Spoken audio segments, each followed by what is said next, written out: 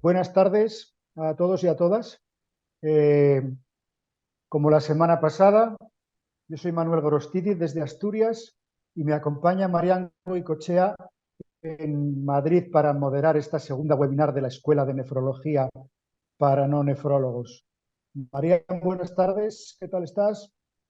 Buenas tardes, aquí desde Madrid, estupendamente, con frío, no sé por ahí en Muy bien. Asturias cómo hace, pero aquí hace frío. Bueno, pues yo voy a pedir unas excusas por anticipado porque tengo problemas de iluminación. Hoy estamos teniendo un día muy típico de Asturias. Lo mismo sale un sol radiante y entonces de repente entra una luz incontrolable, como que se nubla y se pone de lo más tormentoso. O sea que los cambios en mi iluminación van a ser debido a ese día típico asturiano. Bueno, pues bienvenidos, bienvenidas a esta segunda para no nefrólogos. La semana pasada tratamos 5 temas y hoy tenemos un ambicioso programa que vamos a tratar los 6 temas restantes. Para los que no estuvisteis la semana pasada, que seguro que sois una minoría, pero recordar que durante toda la presentación que van a hacer los monitores, los profesores de cada tema, se os pase por la cabeza una pregunta para uno de los temas que estamos tratando, lanzarla en ese momento. Porque así luego no se olvida uno de hacer la pregunta. Entonces, ya con el primero de los temas que teníamos previsto para hoy, es el tema 7, el dedicado a antidiabéticos orales y protección renal y nefroprotección, que lo presentarán la doctora Sagrario Pérez, que si no me equivoco está en Valladolid. Buenas tardes, Sagrario. ¿Estás en Valladolid? Sí, buenas tardes. En Valladolid estamos. Tardes y además, aparte de representarse a sí misma, representa a SENFIC, al grupo de trabajo de nefrología. Y en Madrid tenemos a David Arroyo, nefrólogo. Buenas tardes, David. Hola, buenas tardes. Y entonces, como la semana pasada, ellos tienen unos minutitos de resumen de su tema y luego abrir. Vale, pues cuando queráis. Buenas tardes a todos. Vamos a presentaros un resumen de la presentación que se hizo. A lo mejor incluye alguna parte del caso clínico. También hacemos mención a él, ¿vale? Pero bueno, en principio lo que pretendemos es hacer un resumen. Vale, pues como comentábamos, el tema de antidiabéticos orales y nefroprotección lo hemos elaborado entre el doctor David Arroyo, nefrólogo, y yo, que soy médico de familia, y lo que pretendemos es continuar hablando de la importancia de la enfermedad renal crónica, del diagnóstico precoz, del control de los factores de riesgo cardiovascular y del tratamiento precoz, así como de lo importante también que es retrasar la derivación a nefrología en cuanto al pronóstico de nuestros pacientes. Los puntos que queremos tratar, pues es, como comentábamos, los de la importancia del diagnóstico, tanto en diabetes como en enfermedad renal crónica, que es lo que nos ocupa. Y tendremos que saber que en la enfermedad renal diabética, la primera causa de enfermedad renal terminal precisamente es la diabetes, ¿vale? Esto es un gráfico de Estados Unidos, pero que se asemeja a nuestras consultas, como todos conoceréis. Es fundamental diagnosticar, y para diagnosticar lo podemos hacer en atención primaria sin ningún problema, determinando el valor del filtrado glomerular y la albuminuria. Es un método analítico con sangre, con orina, muy sencillo, que nos ayuda a clasificar el grado de enfermedad renal. Primero saber si existe, confirmarla, siempre hay que confirmarla, y luego hacer la clasificación que nos va a dar un valor de la gravedad y del pronóstico, tanto teniendo en cuenta el filtrado como teniendo en cuenta la albuminuria. Sabemos que, ambas alteraciones contribuyen a empeorar, se suman al deterioro de la enfermedad renal. Y también tener en cuenta el tratamiento. Hay distintos algoritmos, nosotros hemos elegido este que es muy gráfico de la red GDPS de atención primaria, en el que ya hace hincapié en que el inicio del tratamiento debe estar asociado la metformina, que es fundamental, sí, pero ya de inicio con los inhibidores del SGLT2 y luego asociar otros antidiabéticos en función de las necesidades glucémicas de nuestro paciente. David, por favor, ayúdanos aquí a elegir el fármaco más adecuado en tu experiencia. Bueno, a veces es complicado, ¿no? Sobre todo cuando tenemos un paciente que tiene una enfermedad renal establecida. Probablemente el paciente que tiene una fase más inicial en el que de momento solo aparece la albuminuria, pues podemos tener más claro, ¿no?, cuál es el manejo, y de hecho las guías ya todas han actualizado el algoritmo de tratamiento y las hay de diferentes formatos y con diferentes estilos, pero al final ya sabemos que en todas ellas el primer escalón de tratamiento de un paciente con afectación renal va a ser siempre la metformina con un ISGLT2, porque al final aportan un doble beneficio de control glucémico y de retrasar la progresión renal, un triple objetivo, porque también reducen eventos cardiovasculares e incluso parece que pueden mejorar la supervivencia. Entonces, ahí no hay mucha duda en esos casos. Sí que es verdad que cuando el paciente progresa en su enfermedad renal, el principal problema que vamos a encontrar es que estos fármacos tan maravillosos que como son los inhibidores de SGLT2 pierden capacidad antidiabética y es posible que el control metabólico no sea tan bueno y se menciona en el curso que es importante la cardio y la nefroprotección, pero una de las herramientas para hacerlo es un buen control metabólico, un buen control de la glicada.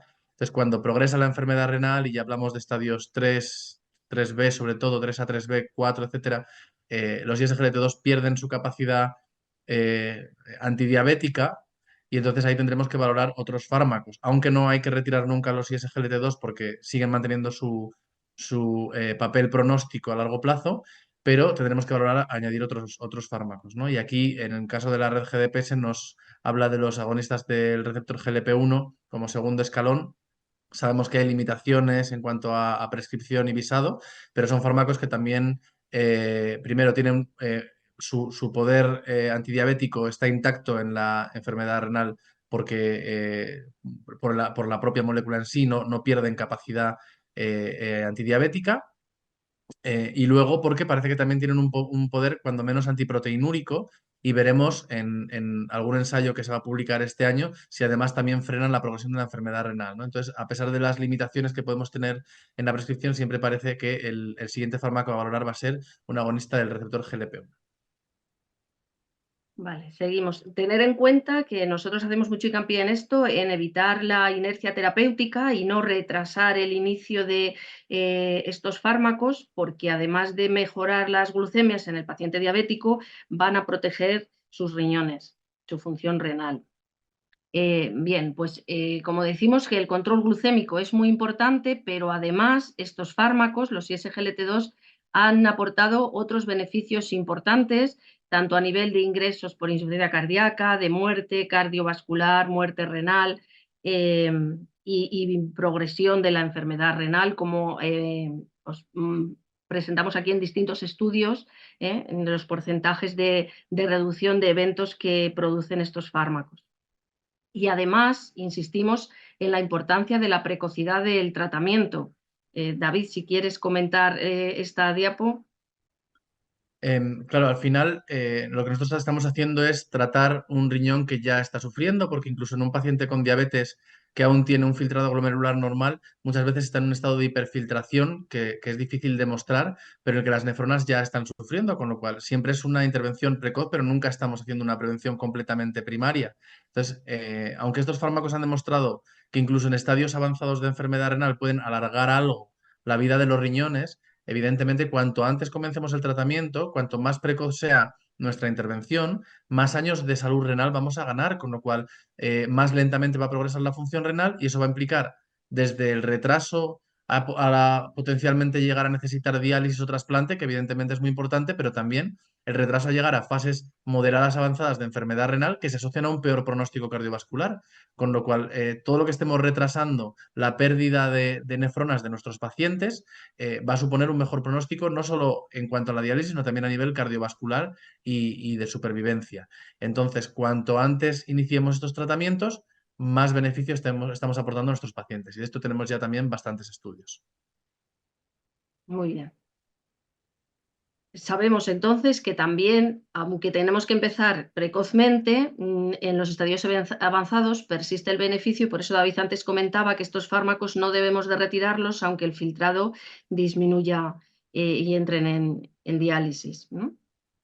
Y por último, pues tener presente que hay que derivar a nefrología en tiempo y forma, que hay que confirmar la insuficiencia renal o la enfermedad renal antes de etiquetarlo y clasificarlo, y que los casos que puedan ser controlados en primaria, fenomenal, pero los casos que necesiten de valoración de nefrología en este caso, a veces porque aparece hematuria y proteinuria, que esta es la imagen del caso que os presentamos, pues aunque sea a través de una interconsulta no presencial, que el nefrólogo nos pueda orientar en cómo proceder con nuestro paciente, no debemos de retrasarlo. Insisto, no perdamos esa inercia, demos un paso hacia adelante y ayudemos a nuestros pacientes con enfermedad renal crónica. Muchas gracias. Muchísimas gracias a los dos, a Sagrario y a David. Hay algunas preguntas aquí en el chat. Me imagino que Raquel nos pregunta siempre que hay que confirmar tanto filtrado glomerular como albuminuria en 3 meses, ¿verdad? Me imagino que será una vez iniciado el tratamiento con ISGLT2. La pregunta, si en 3 meses hay que controlar la albuminuria y el filtrado glomerular. Yo entiendo de la pregunta que se refiere al diagnóstico de enfermedad renal, que eso siempre que es importante y viene en todas las guías, que no vale un único valor de filtrado ni un Vale. único valor de albuminuria. Siempre hay que hacer una segunda confirmación en torno a los 3 meses, ¿no? Y es verdad que lo del filtrado lo tenemos como más interiorizado de hacer una segunda medición porque fluctúa, ¿no? La creatina puede subir y bajar un poquito, pero con la albuminuria también. No sé si, imagino que es como habitualmente lo hacéis, ¿verdad, Sagrario? Sí, sí, normalmente lo hacemos a los 3 meses, salvo que la pérdida de función sea con algún signo de alarma y que lo hacemos en torno a las 2-4 semanas, lo adelantamos. Pero si es más o menos dentro de valores aceptables, pues a los 3 meses. Porque luego lo que comentaba Marian, de una vez iniciado el tratamiento con ISGLT2, pues hombre, lo de hacerlo antes de los 3 meses, mejor no, porque podemos detectar un descenso en el filtrado que nos haga tomar decisiones inadecuadas y preferiblemente a partir de los 4 o incluso a los 6, que ya se habrá estabilizado la pequeña pérdida de función que se produce con el inicio de la toma de los ISGLT2. Eso es. Lo que se recomienda en general es que una vez iniciado un ISGLT2, el seguimiento del paciente sea el mismo que sería en cualquier otra persona con diabetes. Es decir, si toca a los 6 meses, a los 6 meses, si toca al año, en principio no hay que hacer ninguna comprobación de filtrado. Y si hay esa pequeña caída del filtrado al inicio del tratamiento, es hemodinámica, asumible, recuperable y no tiene ningún impacto, no hay que hacer nada con ella. Vale, perfecto. Hay otra pregunta que no sé si la han hecho directamente al curso, pero que me parece interesante, que dice Antonia, que cuando nos encontramos a pacientes en estadios G2 a 1, aparte del seguimiento, si se pueden prescribir SGLT2 para evitar la progresión y aplicar cardioprotección. Evidentemente, si ya sabemos que si hay daño renal sin diabetes, está indicado utilizar los ISGLT2 porque van a proteger. Y al revés, si hay una diabetes, aunque aún no haya un importante daño renal, vamos a mejorar las cifras de glucemia y vamos a proteger los órganos, tanto el riñón como el corazón. Totalmente de acuerdo. Totalmente de acuerdo, yo también. No sé si hay alguna otra pregunta. ¿Manolo está por ahí o se ha desconectado? Sí, no, he tenido problemas he tenido Ah, no, y sigues problemas teniendo. con la wifi. Tengo 2 wifis a mi disposición y Pues se te entrecorta un poquito las la 2 voz, me Emano. están mal funcionando. No sé si quieres Ya. preguntarles tú. Voy a algo, intentarlo Ada. con otra. Vale, te perdemos. No sé si queréis comentar algo más, David, Sagrario. Me Creo pierdo. que habéis dejado bastante clase. Sí, dime. ¿Me escucháis? Sí, es Sí. Manolo que estaba ahí entrando y saliendo. Ah, vale, Eh, perfecto. Nada, Yo creo que Sagrario, si quieres reforzar así algún punto. no, yo lo único decir que en los pacientes no diabéticos, ¿no? El problema de a lo mejor de la financiación con la albuminuria, ¿no? Que ponen un límite de ahí mayor de 200 miligramos gramos, ¿no? De albuminuria. Yo creo que hay datos suficientes, tanto en el EMPA-KIDNEY, aunque no salió estadísticamente significativa, pero sí se vio que había una disminución de la caída del filtrado glomerular en los pacientes de albuminurias muy bajitas. Entonces creo que hay protección. Yo se lo pondría a todo el mundo, pero no sé qué opináis vosotros. Claro, nosotros en atención primaria nos resulta muchísimo más sencillo indicarlos en pacientes diabéticos, porque son la mayoría. En caso de paciente no diabético con albuminuria son casos muy excepcionales, que podemos hacerlo porque las guías apoyan, pero en mi caso yo suelo consultar con el nefrólogo de referencia porque no nos cuesta nada hacer una interconsulta no presencial, incluso por no sobrecargaros en general, y yo me siento respaldada y apoyada. O sea, quiero decir que por el bien del paciente y por el bien de todos, cuanto más de acuerdo estemos, sobre todo nuestros nefrólogos de referencia, que son los que van a asumir a lo mejor a futuro esos pacientes, pues aunque esté la indicación y haya una posibilidad, no está de más consultarlo con vosotros. Yo creo que sobre todo ese pool de pacientes que muchas veces veis más vosotros que nosotros, que es el paciente ya más añoso, de 80, 80 y pocos años, con una enfermedad renal no muy avanzada, que es multifactorial, por hipertensión, por obesidad, que no necesariamente es diabético y tiene filtrados pues, de 50, por ejemplo, ¿no? Albuminias pequeñas, que aunque no tenga diabetes, que en ese tipo de pacientes también seáis proactivos y también les prescribáis esos tratamientos que han demostrado que independientemente de la edad, de la causa de la enfermedad renal, les dan un beneficio que aunque a veces no sea la supervivencia, simplemente a nivel cardiovascular, el no tener una insuficiencia cardíaca, el no tener unos ingresos, ya son suficiente beneficio como para planteárselo. Y ese grupo de pacientes sí que yo creo que los veis mucho más vosotros y más de cerca que nosotros. Vale, os voy a dar la última pregunta que dice Raquel, que es que a un paciente suyo de su consulta con un filtrado de 45 sin albuminuria le puso DAPA y el del control, el filtrado subió a 57, vamos, hizo lo que no hace normalmente, pero apareció microalbuminuria de 100. Dice que si eso es normal. Le pasó todo lo contrario. Eso creo yo. Normal. Yo creo que eso hay que confirmarlo, ¿no? Claro. Siempre Sí. lo que habéis dicho antes, ¿no? La albuminuria hay que comprobarla y a veces una infección urinaria, incluso la menstruación en la gente joven, pues puede alterar, ¿no? Y alterar el nivel de albuminuria. Yo creo que siempre hay que comprobar esos datos. No sé si opináis lo mismo. Sí, Sí, sí, porque sí. hay otros factores, ¿no? Hay veces que uno pone todos los tratamientos antiproteinúricos y la proteinuria no termina de bajar y resulta que es que el paciente pues, ha engordado 10 kilos o hay que revisar la adherencia, no se está tomando todos los fármacos todos los días, ¿no? Hay otros factores que a veces tenemos que indagar un poquito más para ver cuál puede ser la causa. Muy bien, pues ya estamos en tiempo. Perfecto. Muchísimas gracias, David. A Sagrario no la despido porque luego conmigo hará un dúo. Entonces, vamos a pasar al siguiente tema. Manuel, ¿estás bien con la conexión o les A presento yo? ver, voy No, está. voy a intentarlo. Si ves que se me entrecorta, no, ¿eh? Voy a volver a cambiar de wifi. Hay que Vale, presentar vale. a nuestro León y a Ya Enrique sí, para ya el les tema. presento yo, no te preocupes. Venga, Si no me voy equivoco, a intentar reconectarme. si no me equivoco, no Y sé si está ahí presente Noemí o Enrique. ¿Estáis ahí conectados? ¿Que los Hola, veo? sí, buenas tardes. Sí, vale, perfecto. Hola, Noemí. Hola. Vale, pues vamos a pasar al tema 8, que es, vamos a seguir con ISGLT2 y algunas preguntas yo creo que ya se han tocado, que es el tratamiento ISGLT2 en enfermedad renal crónica no diabética, por dónde empezar. Tenemos a Noemí Pérez León, que está en Barcelona, ¿verdad, Noemí? Sí. Y que pertenece a Semergen, y Enrique Morales, que está en Madrid y pertenece a la SEN, y creo que la presentación la va a hacer Noemí.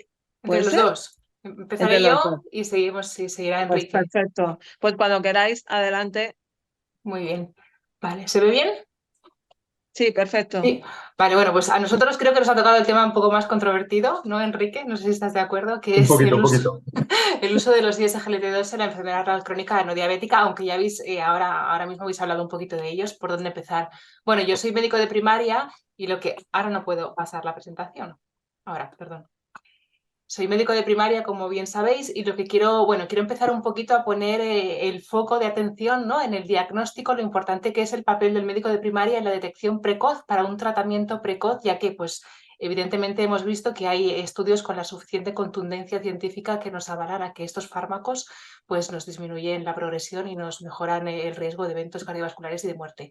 Entonces, un poquito para ponerlo en contexto, sabemos que la enfermedad renal crónica es un problema de salud a nivel mundial, que ocupa alrededor del 10% de prevalencia en todo el mundo, y a nivel nacional tenemos dos grandes estudios que creo que ya se ha comentado, pero simplemente poner énfasis en que el estudio ENRICA, que es un estudio poblacional, estima una prevalencia de un 15%, y aquí también pues vemos los diferentes factores de riesgo asociados a la enfermedad renal crónica, es decir, no solamente la diabetes es causa de enfermedad renal crónica, hay otros factores de riesgo ampliamente implicados, como pueden ser la hipercolesterolemia, la obesidad, la hipertensión, el tabaquismo, entre otros. Otro gran estudio hecho posteriormente es el estudio Iberican, que es un estudio que nos muestra unos datos muy significativos a nivel de atención primaria. Es un estudio realizado en las consultas de atención primaria sobre prevalencia y estima una prevalencia de enfermedad renal crónica de un 14%. Eso quiere decir que 1 de cada 7 pacientes que entran en nuestras consultas tienen enfermedad renal crónica, y no todos ellos van a ser diabéticos. Como muestra este estudio, también vemos que otros factores de riesgo, como son la hipertensión, la lesión de órgano diana, la diabetes, la edad, la obesidad, son factores de riesgo para padecerla. Y además, al igual que el estudio ENRICA, pues vemos que la agregación de estos factores de riesgo aumenta cada vez más la prevalencia de enfermedad renal crónica. Y un dato muy importante que nos muestran los estudios es que la mayoría de los pacientes se encontrarán en estadios incipientes, o en estadios donde sobre todo son los pacientes que tendremos en atención primaria, en ese estadio G3A, que aún la enfermedad no ha dado síntomas, porque como sabemos es una enfermedad silenciosa, y que los síntomas los dará en estados muy avanzados de la enfermedad y aparecerán ya de esta forma, pues que pueden ser comunes a otras enfermedades y nos pueden causar un poquito de controversia. Bien, ¿y a quién tenemos que ir a hacer la detección precoz, el diagnóstico precoz? Pues bueno, sobre todo los tres grandes pilares son el diabético, el hipertenso y los pacientes con enfermedad cardiovascular establecida, pero tenemos otros muchos pacientes donde tendremos que ir a buscarla, como son los diabéticos tipo 1 de más de 5 años de evolución, como son los pacientes de más de 60 años con uno o ningún factor de riesgo cardiovascular asociados, la obesidad, los familiares de primer grado afectados de alguna enfermedad renal hereditaria, las enfermedades obstructivas de tracto urinario. No nos olvidemos aquel paciente que ha tenido una litiasis, una uropatía obstructiva, hacerle un seguimiento del control de su función renal. Pacientes con tratamientos prolongados nefrotóxicos, o pacientes con enfermedades autoinmunes o enfermedades neoplásicas. Pacientes que han tenido un episodio de insuficiencia renal aguda, que han ingresado en el hospital por una deshidratación. No nos olvidemos tampoco de hacer un seguimiento en este paciente, porque es un precipitante o un factor de progresión de su enfermedad renal crónica. Y luego, pues, pacientes también con otras enfermedades sistémicas de tipo más vírico, como la hepatitis, etc. ¿Y qué es lo que causa la progresión? Pues como hemos dicho, no solamente un mal control diabético causa la progresión de la enfermedad renal, sino hay otros factores asociados, como la hipertensión mal controlada, cualquier evento cardiovascular. Un paciente que ha ingresado por una cardiopatía isquémica, por un ictus, por una fibrilación auricular, por una insuficiencia cardíaca. Hagamos seguimiento de estos pacientes. Pacientes que abusan de los fármacos nefrotóxicos, de los AINES, pacientes con dolores crónicos, pacientes, como he dicho antes, con una patología obstructiva del tracto urinario o con infecciones recurrentes de tracto urinario. Y bueno, ¿por qué? Bueno, pues porque se ha visto, y como ampliamente hemos hablado, que a medida que cae el filtrado aumenta la tasa y el riesgo de evento cardiovascular, y a medida que aumenta la albuminuria en sangre, en orina, perdón, aumenta también muchísimo la incidencia de eventos cardiovasculares. Y bueno, es importante, como hemos dicho también anteriormente, estratificar el riesgo de nuestros pacientes, ya que hay una íntima asociación con el riesgo cardiovascular. Un paciente renal ya es un paciente que empieza ya a tener desde un riesgo moderado hasta alto o muy alto, ¿no? Y esto es lo que nos dicen las guías.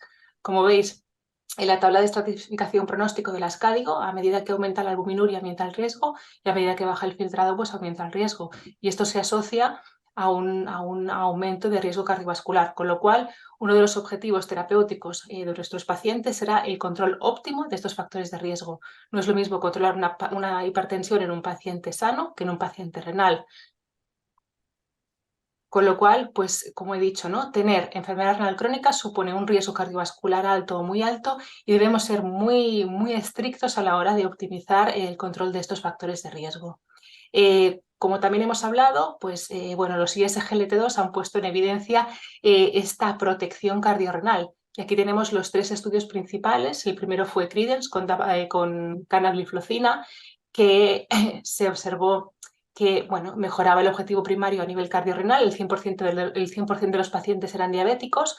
Luego está el DAPA-CKD con dapagliflozina, en el cual un alto porcentaje eran pacientes no diabéticos, pero todos con filtrados con albuminurias por encima de 200. Y el último gran estudio, que también se ha hablado anteriormente de él, es con empagliflozina, que es el EMPA-Kidney, en el que cogió muchos pacientes también no diabéticos, unos 800 pacientes, si no recuerdo mal, presentaban nefropatía IgA, y un dato importante es que muchos de ellos eran normoalbuminúricos o microalbuminúricos.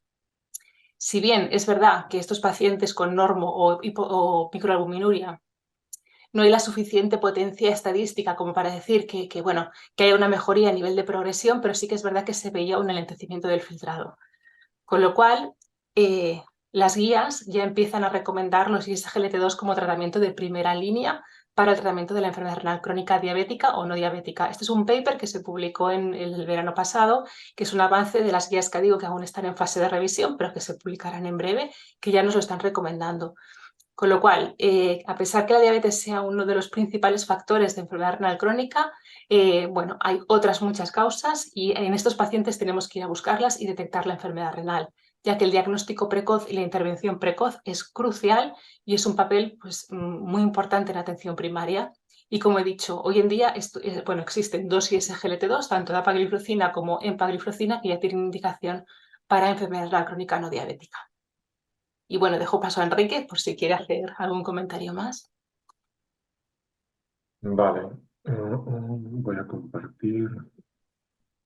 Bueno, en primer lugar, nada, buenas tardes y ha sido un placer tener este rato más y compartirlo con Noemí, que ya lo hicimos en otro momento y bueno, pues ha dado muchas pinceladas en este tema, ¿no? Yo creo que los nefrólogos, sobre todo, en la pregunta, que es lo que os voy a poner aquí, y quedaban siempre en el aire después de aparecer todos estos estudios, era si esto lo podíamos extrapolar o no a las poblaciones no diabéticas. Bueno, está muy bien, el porcentaje de diabéticos es muy alto, la causa relacionada con enfermedad renal crónica y diabetes es muy elevada, pero también tenemos pacientes que no son diabéticos.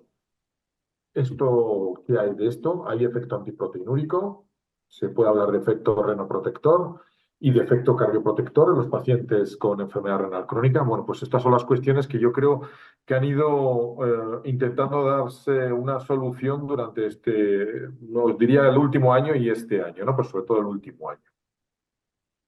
Bueno, de alguna manera este es el resumen de los estudios que habéis estado comentando, o sea que no voy a avanzar nada nuevo, simplemente yo creo que ese binomio que cada vez cobra más importancia, que es el riñón y el corazón, la enfermedad renal crónica, la insuficiencia cardíaca, pues todos estos estudios que han ido buscando esos endpoints de mejorar la no progresión de la enfermedad renal crónica y la mejoría de la insuficiencia cardíaca, bueno, pues a través de estos fármacos, estos inhibidores del SGLT2 han ido consiguiendo resultados realmente muy favorables, ¿no? Yo creo que podríamos llegar a hablar de esta pequeña gran revolución en el mundo de la nefro y la cardioprotección con los ISGLT2. Este es un resumen que a mí me parece siempre interesante porque venía a hablarnos de las bondades de estos fármacos, no solo en los diabéticos, como veis aquí, ¿no? Es un estudio que se publicó el año pasado y veis que cuando hablamos de esta nefroprotección, todos los estudios, tanto en población diabética como no diabética, vienen a señalar lo que os pongo ahí a la derecha, ¿no? Que los ISGLT2 confieren esa nefroprotección y evitan de alguna manera esa progresión, que es lo tan temido por todos, pero sobre todo por los nefrólogos, en un 40% de pacientes con esta enfermedad diabética, en un 30% en pacientes con otro tipo de patología, la conocida como mal llamada nefroangiosclerosis o enfermedad relacionada con la hipertensión o enfermedad isquémica, que es un término que está cobrando más importancia, también en las patologías glomerulares y hasta un 26% en otro tipo de patologías de enfermedades renales crónicas que son de etiología desconocida, pero que se había empleado. Por lo tanto, un panorama muy interesante. Y este es uno de los estudios que probablemente ha cobrado más importancia, publicado este año, del grupo Glosem, que ya, bueno, conocido en el mundo nefrológico, porque es estudios multicéntricos a nivel nacional y con esta perspectiva de cuál es el papel de los ISGLT2 en patologías glomerulares, pues veis que realmente ha tenido mucha importancia con reducciones de la proteinuria llegando hasta casi valores del 50% a los 12 meses del inicio del tratamiento, que prácticamente cerca del 70%, había una reducción superior al 30% de esa proteinuria, y de lo que realmente cobra más importancia, como veis, es que hay un perfil de pacientes, ¿no? Esto también cada vez es más importante. O sea, tenemos tendencia, que está muy bien, a utilizar fármacos para todos, pero hay pacientes que se van a beneficiar más que otros. Y en este caso son pacientes que tienen albúminas por encima de 3,5. Esto lo diferenciaría de aquellos pacientes con patologías glomerulares, síndromes nefróticos, en los que la respuesta es más pobre. Y otro dato interesante es pacientes que tienen también un índice de masa corporal elevado. Lo que nos está diciendo es que hay cierto componente de hiperfiltración. Por lo tanto, pacientes con otras patologías glomerulares, en este caso, que tienen esas dos características, albúminas por encima de 3,5 y esos índices de masa corporal elevados, serían los ideales para poder utilizar estos ISGLT2. Y esto lo dejo como, no sé si como anécdota, pero realmente como estudio muy, muy interesante. Nosotros publicamos primera experiencia con ISGLT2 en la nefropatía lúpica, y este estudio experimental y también clínico lo que venía a hablar es de las bondades de los ISGLT2, no solo como efectos hemodinámicos, sino que habían estudiado en biopsias humanas cómo estos receptores de los ISGLT2 se incrementaban en pacientes con nefritis lúpica. Por lo tanto, el uso de estos fármacos ya no solo era a nivel hemodinámico, sino que también tenía efectos sobre el inflamosoma, la apoptosis y otros fenómenos inflamatorios. Por lo tanto, se están descubriendo nuevas vías de actuación de los ISGLT2 que van a ser muy interesantes en los próximos años. Y con esto concluyo mi breve exposición. Pues muchísimas gracias a los dos, a Enrique y a Noemí. Y bueno, yo tenía una pregunta para vosotros, porque bueno, yo creo que los nefrólogos lo tenemos bastante claro y cada vez estamos poniendo más ISGLT2. Yo que paso consulta, pues todos los días pongo algún par, porque en cuanto veo un paciente que tiene enfermedad renal crónica y cierto grado de albuminuria ya lo pongo. Pero os quería preguntar si veis alguna limitación en prescribir estos fármacos. Estoy hablando de enfermedad renal crónica no diabética, por ejemplo, en edad avanzada, fragilidad, o el otro tema importante que son las ITUS, que no sé si con antecedentes previos de ITUS o a lo mejor con dispositivos urinarios, ondas vesicales, limitáis el uso de esos fármacos. Enrique. Bueno, la verdad es que, o sea, yo empiezo por la última parte. Sí que hemos tenido que suspender fármacos en pacientes con infecciones urinarias. Además, yo creo que es uno de los síntomas que enseguida van y además yo creo que en la siguiente consulta te das cuenta que no los toman porque haces una orina y ves que no tiene glucosuria y le dices al paciente, oye, que no te lo estás tomando. Y dices que, mira, desde que lo tomé he tenido varias infecciones de orina y lo he suspendido. Entonces, bueno, esa es una limitación. Yo creo que además nosotros sí que, o yo creo que deberíamos advertirle a los pacientes de este potencial efecto secundario por si lo tienen, y yo creo que es importante tenerlo. Otra cosa que nos hemos encontrado también es lo que tú decías en pacientes frágiles que ya toman diuréticos, que toman SGLT2 y que de repente un día además te hacen una diarrea y al final siguen tomando los fármacos y acaban en el servicio de urgencias con un fracaso renal muy importante. O sea que también en este tipo de pacientes, aunque es interesante, habría que tener ahí una precaución o recomendarles que lo suspendan en cuanto tengan este tipo de complicaciones. Pero bueno, yo estoy de acuerdo con lo que tú dices, Marian, que es un fármaco, o sea, son fármacos que tienen muchísimas bondades y que cada vez es el fármaco que ha venido a ayudar al IECA y al ARA2, que les teníamos ahí los pobres solos y ahora tienen un perfecto acompañante, ¿no? Sí, total. Sí, y Noemí, vosotros en atención primaria también estáis aumentando progresivamente la prescripción de estos fármacos. Sí, o sea, desde el último año se ha aumentado muchísimo la prescripción, como antes decía la compañera, sobre todo en diabéticos, pero bueno, desde la semana pasada cada vez más se está tendiendo a utilizarlos para cualquier tipo de, ¿no?, de paciente con enfermedad renal crónica no diabética. Sí que es cierto que nuestro papel, a colación de lo que decía Enrique, nuestro papel en la atención primaria es muy importante en cuanto a la conciencia del paciente sobre la enfermedad, es decir, sí que puede producir una ITU, una micosis, ¿no? El paciente lo suspende, pero el paciente yo creo que no es, bueno, no sabe bien o no le hemos sabido transmitir la bondad y el beneficio de este fármaco. Entonces yo creo que antes de iniciarlo tenemos que ser súper rigurosos en cuanto a explicarle que no es simplemente un antidiabético, sino que es un fármaco que le va a proteger su riñón, que le va a proteger su corazón y que a largo plazo tiene un gran beneficio para él. Lo podemos suspender, podemos pautar un antimicótico o un tratamiento y podemos volver a reiniciarlo. Yo creo que eso es algo que sí que es importante comentar a los pacientes.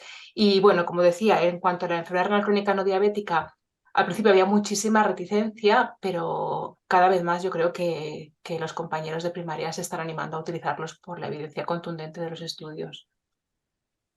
Enrique, preguntan aquí, tenemos un paciente con lupus y filtrado por debajo de 60, sin otra enfermedad asociada. Dice, también debemos poner SGLT2. Será dependiendo de la proteinuria, ¿no? Pero responde. Imagino. O sea, un paciente con lupus, o sea, primero, si tiene proteinuria, habría que biopsiarlo, que es lo primero, ¿no? Que identificar si tiene una patología renal. Porque si es un lupus y no es una nefritis lúpica y tiene proteinuria, lo primero es investigar por qué es eso. Y para eso yo creo que lo ideal es hacer la biopsia. Y lo segundo, bueno, en esto siempre sale en los debates de nefritis lúpica. Lo primero es el tratamiento inmunosupresor, o sea, esto no lo olvidemos y empezar luego con el bloqueo del sistema renina-angiotensina. Entonces, SGLT2 es un fármaco ideal que vamos a ir añadiendo, o sea, que es la idea de ir añadiendo estos fármacos después del control de la enfermedad.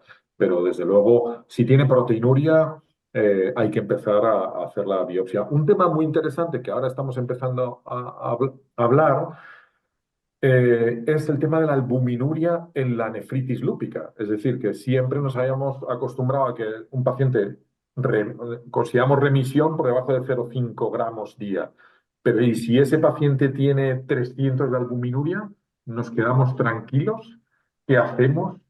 Si vamos a lo que ha presentado Noemí, estaría ahí en una zona naranja-roja. Bueno, son preguntas que yo creo que tenemos que responder también los nefrólogos a este mundo de la albuminuria y de la nefritis lúpica. Y probablemente ahí los ISGLT2 tengan un gran papel. 80 años, activo, no frágil, estadio G3A, sin albuminuria, claro, yo preguntaría sin albuminuria qué es. ¿Iniciamos ISGLT2? O sea, porque sin albuminuria es 0, o sea, menos de 3 miligramos, o es 20 o es 30, pero bueno, ahí, ¿qué haríamos? Imaginaros que tiene 40 de albuminuria, 80 años, no frágil. No es diabético, Enrique.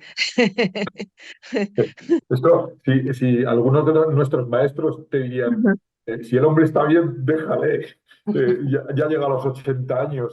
Eso ya quiere decir mucho. Hombre, yo ahí sin albuminuria, desde luego si tiene 30, 40 yo realmente le O sea, si dejaría. no tiene cardiopatía, está bien controlada la tensión y demás, dejemos también a la gente que pueda vivir con los fármacos que Sobre tiene. todo, eso es. Y sobre todo porque seguro que ya toma 5 o 6 fármacos y le tenemos que poner un séptimo, ¿no?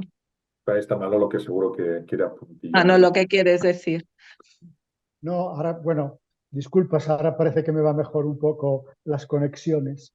Esa consulta que acaba de hacer una compañera, el paciente alrededor de los 80 con un filtrado ligeramente disminuido, enfermedad renal 3A, vamos a llamarlo así, con normoalbuminuria, la estamos teniendo prácticamente todas las semanas en el buzón de las consultas virtuales. O sea que es una duda que tienen los médicos de atención primaria Y que los nefrólogos también. los nefrólogos también. Yo por aportar poquito, de ir un poquito más allá, luego lo vamos a tratar Noemí o yo. Igual era buen momento en ese momento, no sé qué os parece Noemí y Enrique, de ver a ver de dónde viene ese señor. O sea, cómo está siendo la evolución de su función renal. Porque si detectamos una función renal estable desde hace un año, desde hace 2, desde hace 5, bueno, probablemente sea juicioso decir, este señor está estable, mejor no hacer, va a ser la siguiente intervención de Sagrario y de Marian, ¿no? Si detectamos que ese señor viene progresando, aunque sea lentamente, cambiaría un poco nuestra percepción. Sí, Total, sí. Es que yo creo que estamos acostumbrados a preguntas tipo foto, que yo llamo, ¿no? Y es, tengo esta foto, ¿qué hago? Bueno, nosotros somos películas, no somos una foto solo, ¿no? Un fotograma, sino que, y en el caso de la función renal o la albuminuria, pues exactamente igual. O sea, si este señor que comenta Marian, con 80 años, hace 3, tenía el mismo filtrado glomerular, la misma albuminuria que tiene ahora, probablemente los 4 que estamos aquí hablando, ninguno le añadiríamos nada, le dejaríamos tranquilo, ¿no? Creo yo, no sé. Sí, sí, estoy de acuerdo, sí, sí. Y estamos fuera de tiempo, pero esta pregunta me parece interesante, porque claro, dice que un paciente que necesita tratamiento con ISGLT2 y bloqueante del sistema renina-angiotensina-aldosterona, ¿se podrían iniciar simultáneamente? ¿Sería mejor de forma consecutiva para controlar posibles reducciones del filtrado? ¿Cuál pondríamos primero? Gracias. Vale, yo me mojo. Por lo menos yo lo que hago habitualmente es, primero siempre hago el bloqueo del sistema renina-angiotensina.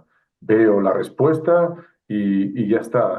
Si no hay una respuesta adecuada, añado el SGLT2, ¿no? O sea que hay gente que les gusta, ¿eh? Yo creo que todos los 3 o los 4 que estamos aquí hemos oído en foros, añádelo todo de golpe y bueno, a mí eso me da cierto miedo, ¿no? Yo prefiero ir poco a poco, ir viendo y si el fármaco, por ejemplo, le ponemos un IECA, un ARA2 y tiene una respuesta espectacular, pues oye, bienvenido sea, ¿no? Iremos viendo poco a poco. O sea, no hay que quemar todos los cartuchos rápido. Sí, sí. Sí, yo creo que yo estoy de acuerdo contigo, ¿eh? Sí. Yo pondría el bloqueante. Este paciente presumiblemente sea hipertenso. Eso también, lógicamente, si nos encontráramos con un paciente normotenso porque es normotenso, o ponte que sea normotenso porque esté tratado con otros fármacos distintos a IECA o ARA2, ¿no? Probablemente el primer escalón sería el IECA o el bloqueo del sistema renina-angiotensina, ¿no? En normotensión, si nos encontramos un paciente rara avis en estas circunstancias, normotenso, pues igual era mejor la otra opción que le va a ocasionar. Muy Oye, bien. es un placer tremendo estar aquí con vosotros. De hecho, esto es un tema Apasionante. está empezando. De hecho, al taller vuestro le habíamos puesto el subtítulo de ¿por dónde empezar? ¿No? Porque se abre un campo inmenso. Muchas gracias, Enrique. Muchas gracias, Noemí. A Noemí se tiene que quedar todavía por aquí porque luego tiene que intervenir posteriormente. Y ahora menos mal que he recuperado. Hasta la Hasta próxima. luego. Gracias. Muchas Chao. Menos gracias, mal que hasta he luego. recuperado la conexión porque ahora le toca el turno a mi comoderadora, Marian Goicoechea, y a Sagrario, que ya ha intervenido antes. Así evitamos el que Marian tenga que presentarse a sí misma. Su tema apasionante como todos. ¿Qué no hacer en nefrología? Vuestra es la palabra, Sagrario, Marian. Bueno, pues hola de nuevo y seguimos. Nos toca ahora el tema qué no hacer en nefrología, haciendo especial hincapié en la nefroprotección y en el tratamiento conservador cuando ya no podamos hacer más por nuestro paciente, pero sí le podemos ayudar a tener calidad de vida hasta el final. ¿Qué vamos a abordar en este tema? Bueno, pues vamos a tratar el tema de la hidratación, la ingesta hídrica adecuada de estos pacientes. Vamos a abordar la dieta, proteínas, iones, sodio, potasio, fósforo.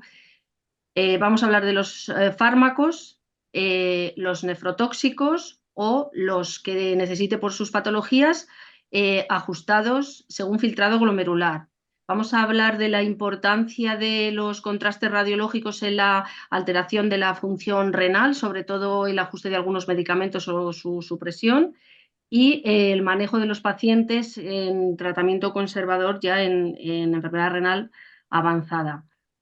Tenemos que tener en cuenta que en los pacientes con enfermedad renal crónica la capacidad de concentración de orina se va perdiendo y que para tener una diuresis de unos 2 litros necesitan una ingesta entre 2,5 litros y 3 litros y medio de líquido en función de las pérdidas extrarrenales como sudor o como respiración, ¿vale?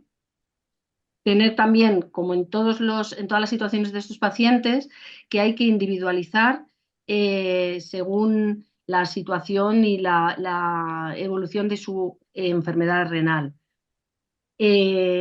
Por supuesto, la ingesta normal de líquidos no es igual para todos los pacientes, ¿vale? Entonces, no hay que indicar ingesta hídrica abundante en pacientes con un síndrome cardiorrenal o con insuficiencia cardíaca congestiva o con cirrosis hepáticas y edemas o con síndrome nefrótico. Tampoco hay que beber libremente cuando hay que vigilar el sodio, porque pueden producirse hiponatremias.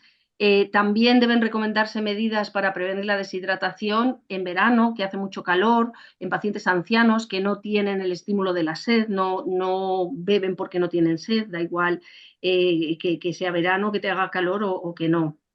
Y debe recomendarse un autocontrol de la medicación, reduciendo, suspendiendo transitoriamente diuréticos sobre todo o bloqueantes del sistema renina-angiotensina-aldosterona ante riesgo de deshidratación como es una gastroenteritis o como es un cuadro infeccioso. En cuanto a la dieta, ¿qué tenemos que tener en cuenta de la dieta? La sal.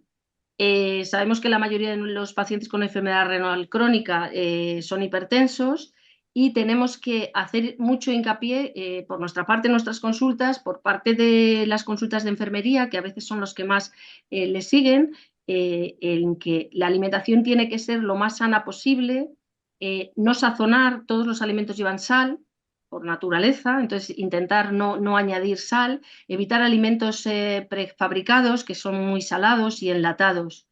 Recordar que la dieta hiposódica recomendada está en torno a 4 o 5 gramos de sal, y que, pues como decimos, evitar el echar sal de mesa.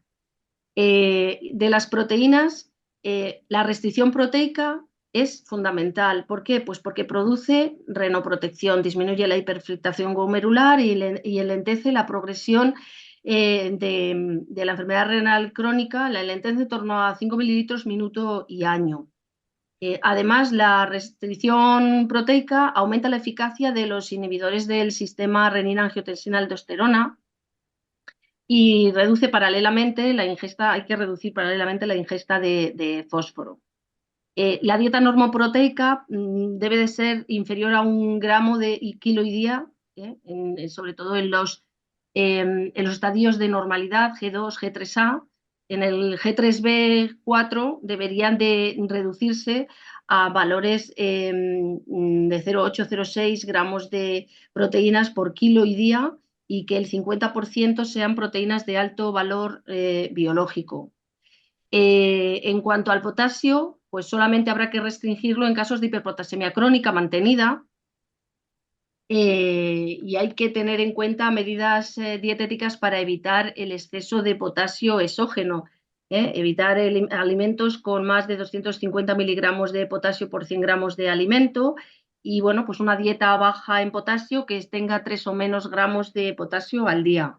Hay que, además, para tener controlado el potasio, controlar la glucemia, descartar patología obstructiva urológica, evitar fármacos que aumenten la absorción de potasio y, entre otras cosas, también está usar fármacos que aumenten la eliminación renal, como son los de ASA, los diuréticos de ASA, furosemida y torasemida. No suspender fármacos cardio y renoprotectores, como los bloqueantes del sistema renina-angiotensina, ante una hiperpotasemia crónica leve moderada. En estos casos habrá que valorar otras medidas y el uso de fármacos diuréticos, como comentábamos antes. ¿Qué recomendaciones sobre diuréticos podemos hacer? Pues que los diacídicos se pueden utilizar a dosis convencionales si el filtrado está por encima de 30, pero si está por debajo debemos de recurrir más a los diuréticos de ASA como la furosemida o la torasemida, que no requieren ajuste de dosis en ningún estadio. Los ahorradores de potasio, como la amiloride, pues tienen un riesgo aumentado de hiperpotasemia, entonces hay que estar vigilantes. Y los antagonistas de la aldosterona, como la espironolactona, que es la que más estamos utilizando nosotros en atención primaria, pues están contraindicados si hay un filtrado inferior a 30 mililitros, y la espironolactona en las insuficiencias renales leves habrá que utilizar dosis más bajas o distanciarlo cada 48 horas para ajustarlo más a esa función renal y que no nos aumente el potasio en sangre. En el tratamiento del dolor del paciente con enfermedad renal crónica hay que tener en cuenta que no debemos utilizar antiinflamatorios no esteroideos por todos los efectos secundarios que todos sabemos, porque reducen de forma aguda el filtrado, porque retienen sodio, aumentan la tensión arterial y aumentan la hiperpotasemia.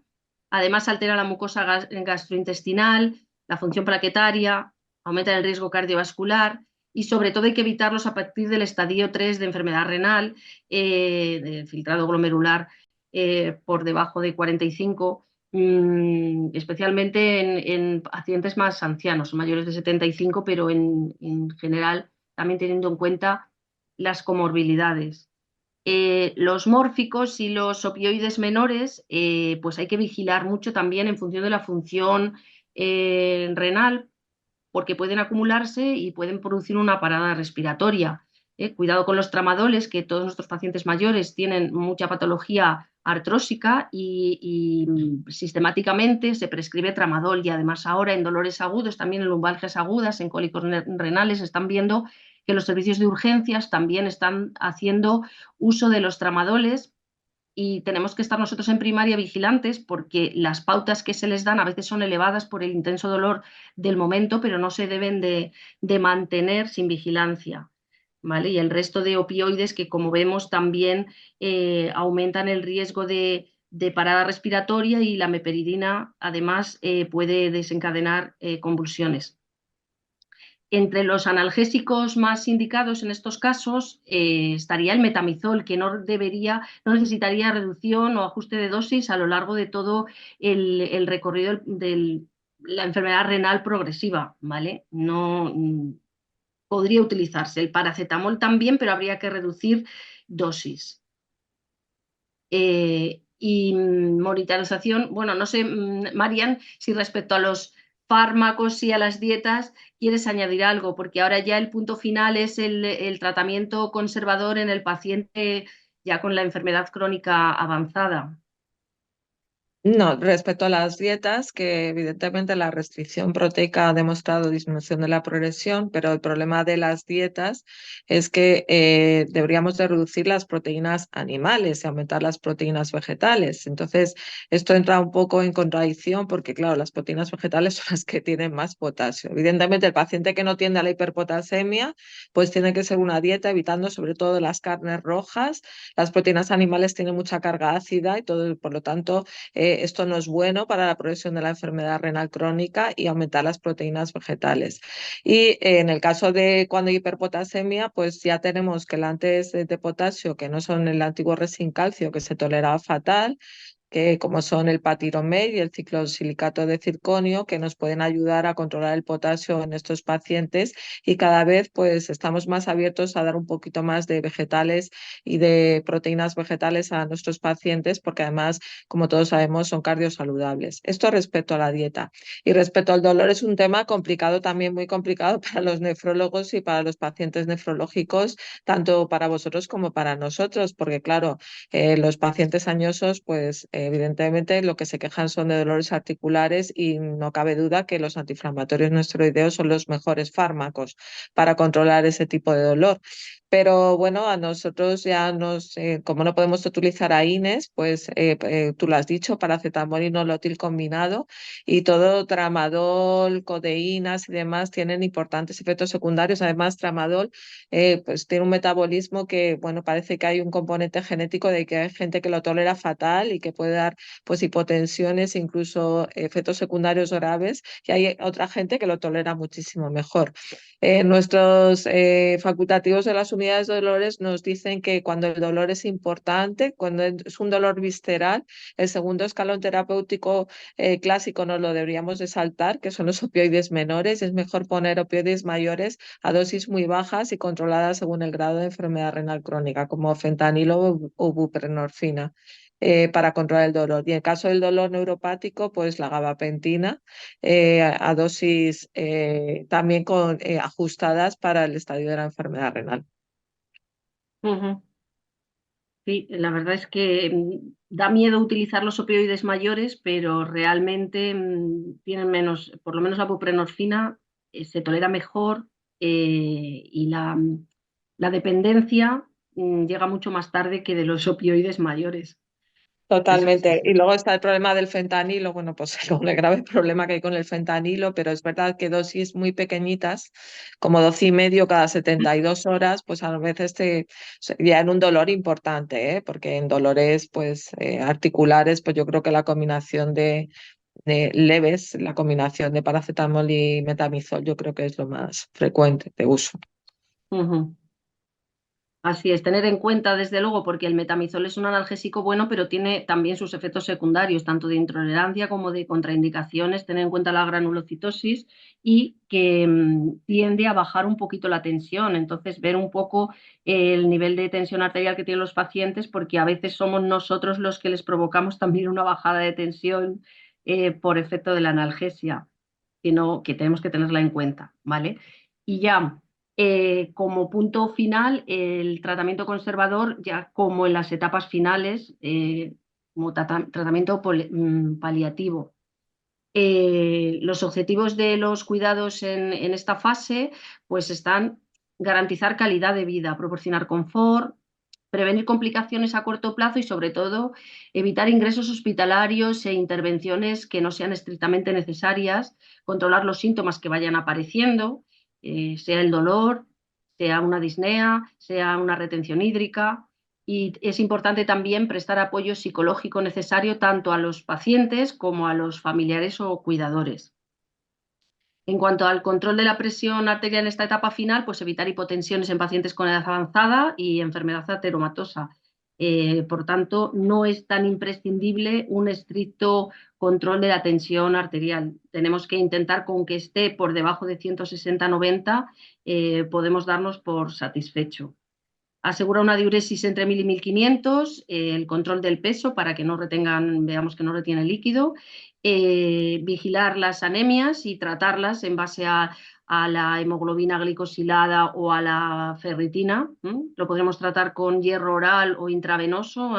Nosotros en primaria el intravenoso no lo manejamos, o sea que tendríamos que derivarlo o bien a las unidades de continuidad asistencial, a los centros de día, que pueden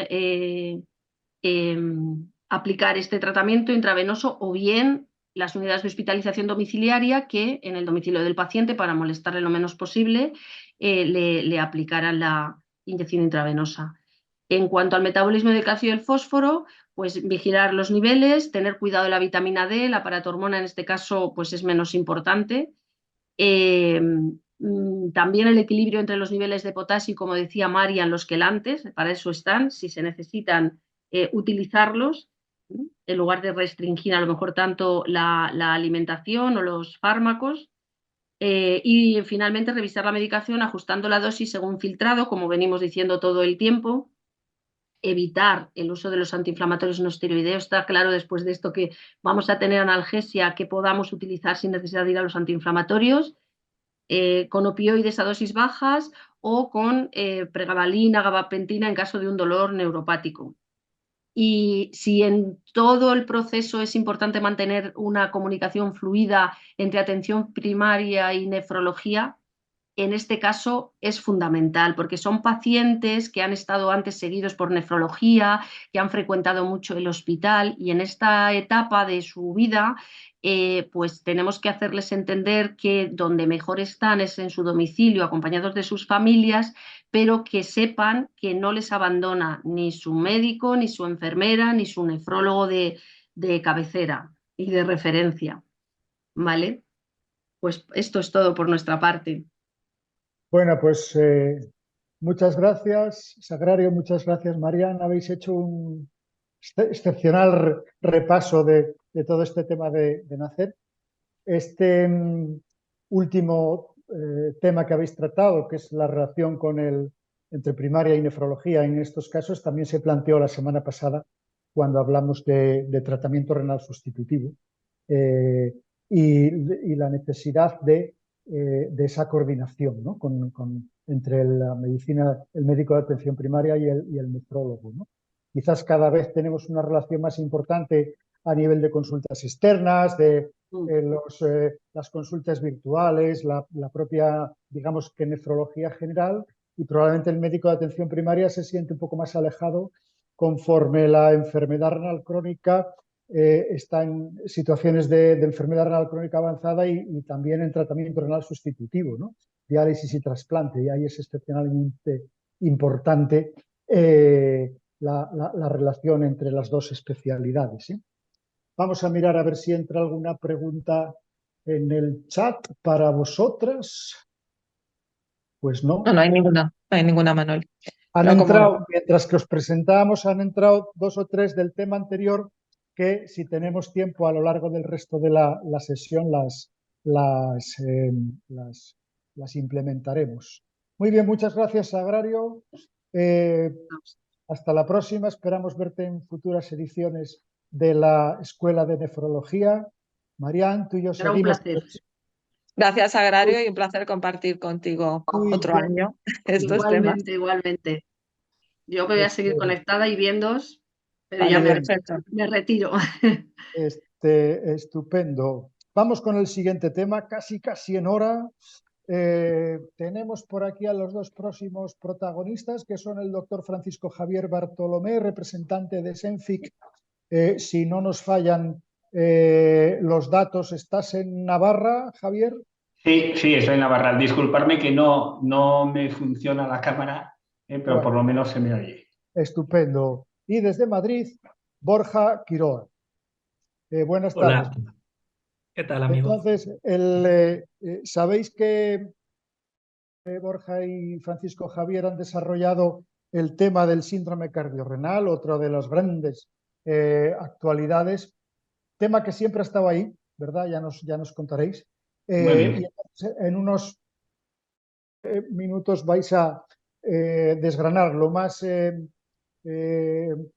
concentrado de vuestra presentación para luego hacer el turno de preguntas. Adelante. Perfecto. Muy bien. Ya ha compartido Borja la presentación. Nos habéis presentado y lo que vamos a hablar un poco del síndrome cardiorrenal.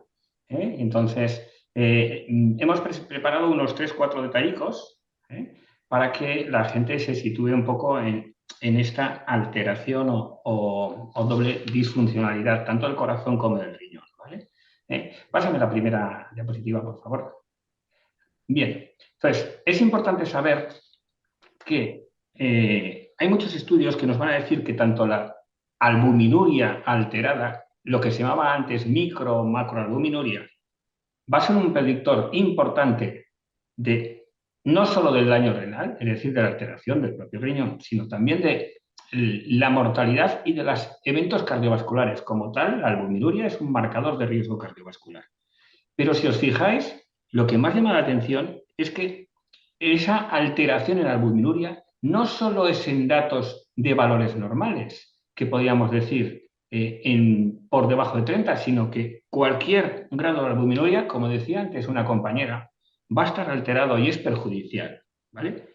Es cierto que también llama la atención que filtrados glandulares estimados alterados por debajo de 60 e incluso por encima de 105 también son marcadores de predicción de enfermedades cardiovasculares. Es decir, podríamos hablar que existe una curva en J de la alteración del filtrado glandular. Hay mayor mortalidad, hay mayor daño, hay mayor cardiopatía isquémica y sobre todo mayor alteración de insuficiencia cardíaca en aquellos pacientes, como veis, que tienen filtrados glandulares alterados o incluso tienen albuminuria. Se ve que filtrados glandulares bajos tienen más predicción de mortalidad e incluso aquellos que tienen alteraciones en la albuminuria. Pásame a la siguiente, por favor. Y en el 2008 hay un consenso en el que se habla de lo que es el síndrome cardiorrenal. Hasta entonces se empleaba para designar variedad de enfermedades o de situaciones, pero a partir de entonces se habla ya de un consenso. Y se define el síndrome cardiorrenal como desórdenes en el corazón y en el riñón que pueden producir bien una disfunción aguda o bien una disfunción crónica en uno de los dos órganos, y esa alteración produce una disfunción en el otro órgano. Es decir, si se me daña el riñón, se me puede dañar de forma crónica aguda el corazón o viceversa. Es importante saber que en este consenso se habla por primera vez de que hay 5 tipos de situaciones, ¿no? Entonces, dependiendo de cuál de los riñones o corazón se alterara antes, se podría hablar de un tipo 1, 2, 3, 4 o 5. ¿Vale? Vamos a pasar a la siguiente. Y aquí, una de las cosas importantes que sí vamos a comentar es que se ha visto que hay una relación clara entre la alteración en los dos riñones. ¿Por qué? Porque hay factores comunes, factores hemodinámicos, mecanismos inflamatorios que van a ser similares. Aparecen muchos factores de riesgo clásicos y nuevos, e incluso utilizamos nuevos métodos diagnósticos, por ejemplo, ecografía, ¿vale? La consistencia de la enfermedad, tanto del corazón como del riñón, hemos comentado antes, se relaciona con peor pronóstico, tanto a medio plazo, a largo plazo, tiene mayor riesgo y posibilidad de tener morbilidades e incluso de mortalidad, ¿vale? Algunos de estos nuevos marcadores pueden ser los exosomas, la interleuquina 18, que está muy de moda, o situaciones como alfa-glutatión y transferasa, que a veces para atención primaria se nos escapan un poco. Esta guía, que está actualizada en enero del 2013, digo de 2013 o 2023, nos habla de fármacos que luego veremos algunos detalles, como pueden ser los inhibidores del eje, los antagonistas del receptor mineralocorticoides, los betabloqueantes, los glucosídicos y sobre todo, lo más importante, una de las cosas que incidimos, si tenemos dos órganos que funcionan a la vez y se pueden dañar uno u otro, vamos a valorar creación de unidades cardiorrenales. Buenas tardes a todos. Sí, como dice el doctor Bartolomé, efectivamente no podemos ser simplistas, no podemos pensar que el síndrome cardiorrenal es el definido por Ronco en 2018, sino que tenemos que tener en cuenta que hay muchísimas interacciones entre el corazón y el riñón, muchos factores, tenemos maneras de diagnosticar fármacos nuevos con indicaciones, vamos a revisar alguno ahora por encima, y debemos ser capaces de hablar el mismo idioma, todos, cardiólogos, nefrólogos, médicos de atención primaria, medicina interna. Entonces vamos a dar 3 pinceladas porque lo interesante es ver el tema en sí mismo, pero para recordar algunos de los puntos que están más de moda, podríamos decir ahora, ¿no? En primer lugar, los nuevos modelos diagnósticos. Cómo se ha implementado ya el uso de nuevos biomarcadores que no son tan nuevos, el CA125, pero para este nuevo fenotipo de congestión, que además también se puede valorar por ecografía y que se hace en la práctica clínica habitual ya de manera sistemática, y que además tener una ecografía a día de hoy es casi más fácil que tener un fonendo. Y nos chocamos con el gran problema que tenemos en los pacientes cardiorrenales, por no hablar de los pacientes renales en general. Fijaros cómo la zona roja es donde apenas alcanza la evidencia en el uso de fármacos que han demostrado en sus ensayos pivotales, incluso en vida real, en algunos subgrupos de pacientes que son efectivos en cuanto a la mejoría del pronóstico cardiovascular. Pero cuando bajamos del filtrado de 30 y sobre todo cuando bajamos del filtrado de 15, nos quedamos sin arsenal terapéutico con indicación PRINCEPS, podríamos decir. Ya sabéis que los pacientes renales tenemos que ser capaces de extrapolar ciertos resultados beneficiosos a estos pacientes, bueno, siempre conservando la indicación que exista en las fichas técnicas, pero no relajándonos en el uso de los mismos. Sabemos que a día de hoy el tratamiento, por ejemplo, de la insuficiencia cardíaca en los pacientes con enfermedad renal crónica avanzada no está ni mucho menos optimizado, y aun habiendo indicación, apenas el 10% alcanzan el tratamiento óptimo del manejo de esta patología según las guías clínicas. Así que, bueno, que haya menos evidencia no tiene que hacer que nosotros tampoco nos conformemos con, bueno, nihilismo terapéutico puro, ¿no? Dejar que el paciente evolucione como sea y sin fármacos. Y de hecho, como os decía, este es el arsenal terapéutico del que disponemos a día de hoy, también para los pacientes con enfermedad renal. Y ya son muchos fármacos los que han salido a la palestra. Algunos muchas veces nos ha dado un poquito de miedo utilizarlo por riesgo al deterioro de función renal, el famoso dip de creatinina, que hoy sabemos que traduce en general, y si no es demasiado acusado, se dice por encima del 30%, es en realidad la prueba fehaciente de que, por ejemplo, los ISGLT2 están funcionando porque son fármacos que alteran la hemodinámica, como bien pasaba con los bloqueantes del sistema renina-angiotensina-aldosterona, pero además incluso para alguna de las temidas complicaciones, como es la elevación de los niveles séricos de potasio, pues disponemos de nuevos quelantes de potasio que, además de ser muy bien tolerados, permiten optimizar estos fármacos pronósticos para conseguir que el paciente se beneficie de su prescripción. Tenemos fármacos también en el pipeline de nefrología, como por ejemplo pueden ser los antiinflamatorios. Hemos hablado siempre de la enfermedad renal crónica como paradigma de enfermedad antiinflamatoria, y bueno, siempre hemos tenido la esperanza de que algún fármaco antiinflamatorio haya pasado esa fase 3 y se puedan incorporar a la práctica clínica habitual. Sabemos que tienen un gran precio que pagar, y nunca mejor dicho, y es que son de momento tremendamente caros. Y como decía antes el doctor Bartolomé, todos debemos conocer que las unidades cardiorrenales se han extendido a través de consensos entre la Sociedad Española de Cardiología y la Sociedad Española de Nefrología. Se van a acreditar estas unidades cardiorrenales, ya está en marcha. Son grupos de trabajo que funcionan muy bien y a los que cualquiera se puede adherir para estar actualizado de las medidas. Los grupos de trabajo trabajan, nunca mejor dicho, en conjunto, con reuniones periódicas, para intentar beneficiar a los pacientes cardiorrenales. Como conclusiones, yo os invito, por supuesto, a que escuchéis el tema completo, que profundiza un poco más en los aspectos más importantes, pero en general, como pinceladas, podemos decir que la afectación cardíaca en el paciente con enfermedad renal genera un empeoramiento pronóstico. En el momento actual disponemos de nuevos marcadores y de una formación ecográfica que permite evaluar mejor la congestión, y esto es un nuevo fenotipo de insuficiencia cardíaca que debemos incorporar ahora porque el manejo es diferente a la redistribución hídrica de la congestión o de la insuficiencia cardíaca que se definía antes. Aunque existe una limitación en algunos fármacos pronósticos, debemos incorporarlos siempre que sea posible, con precauciones. Es verdad que estos pacientes muchas veces se ven en las propias unidades de nefrología, pero no está de más recordarlo para que se inicien lo más precozmente.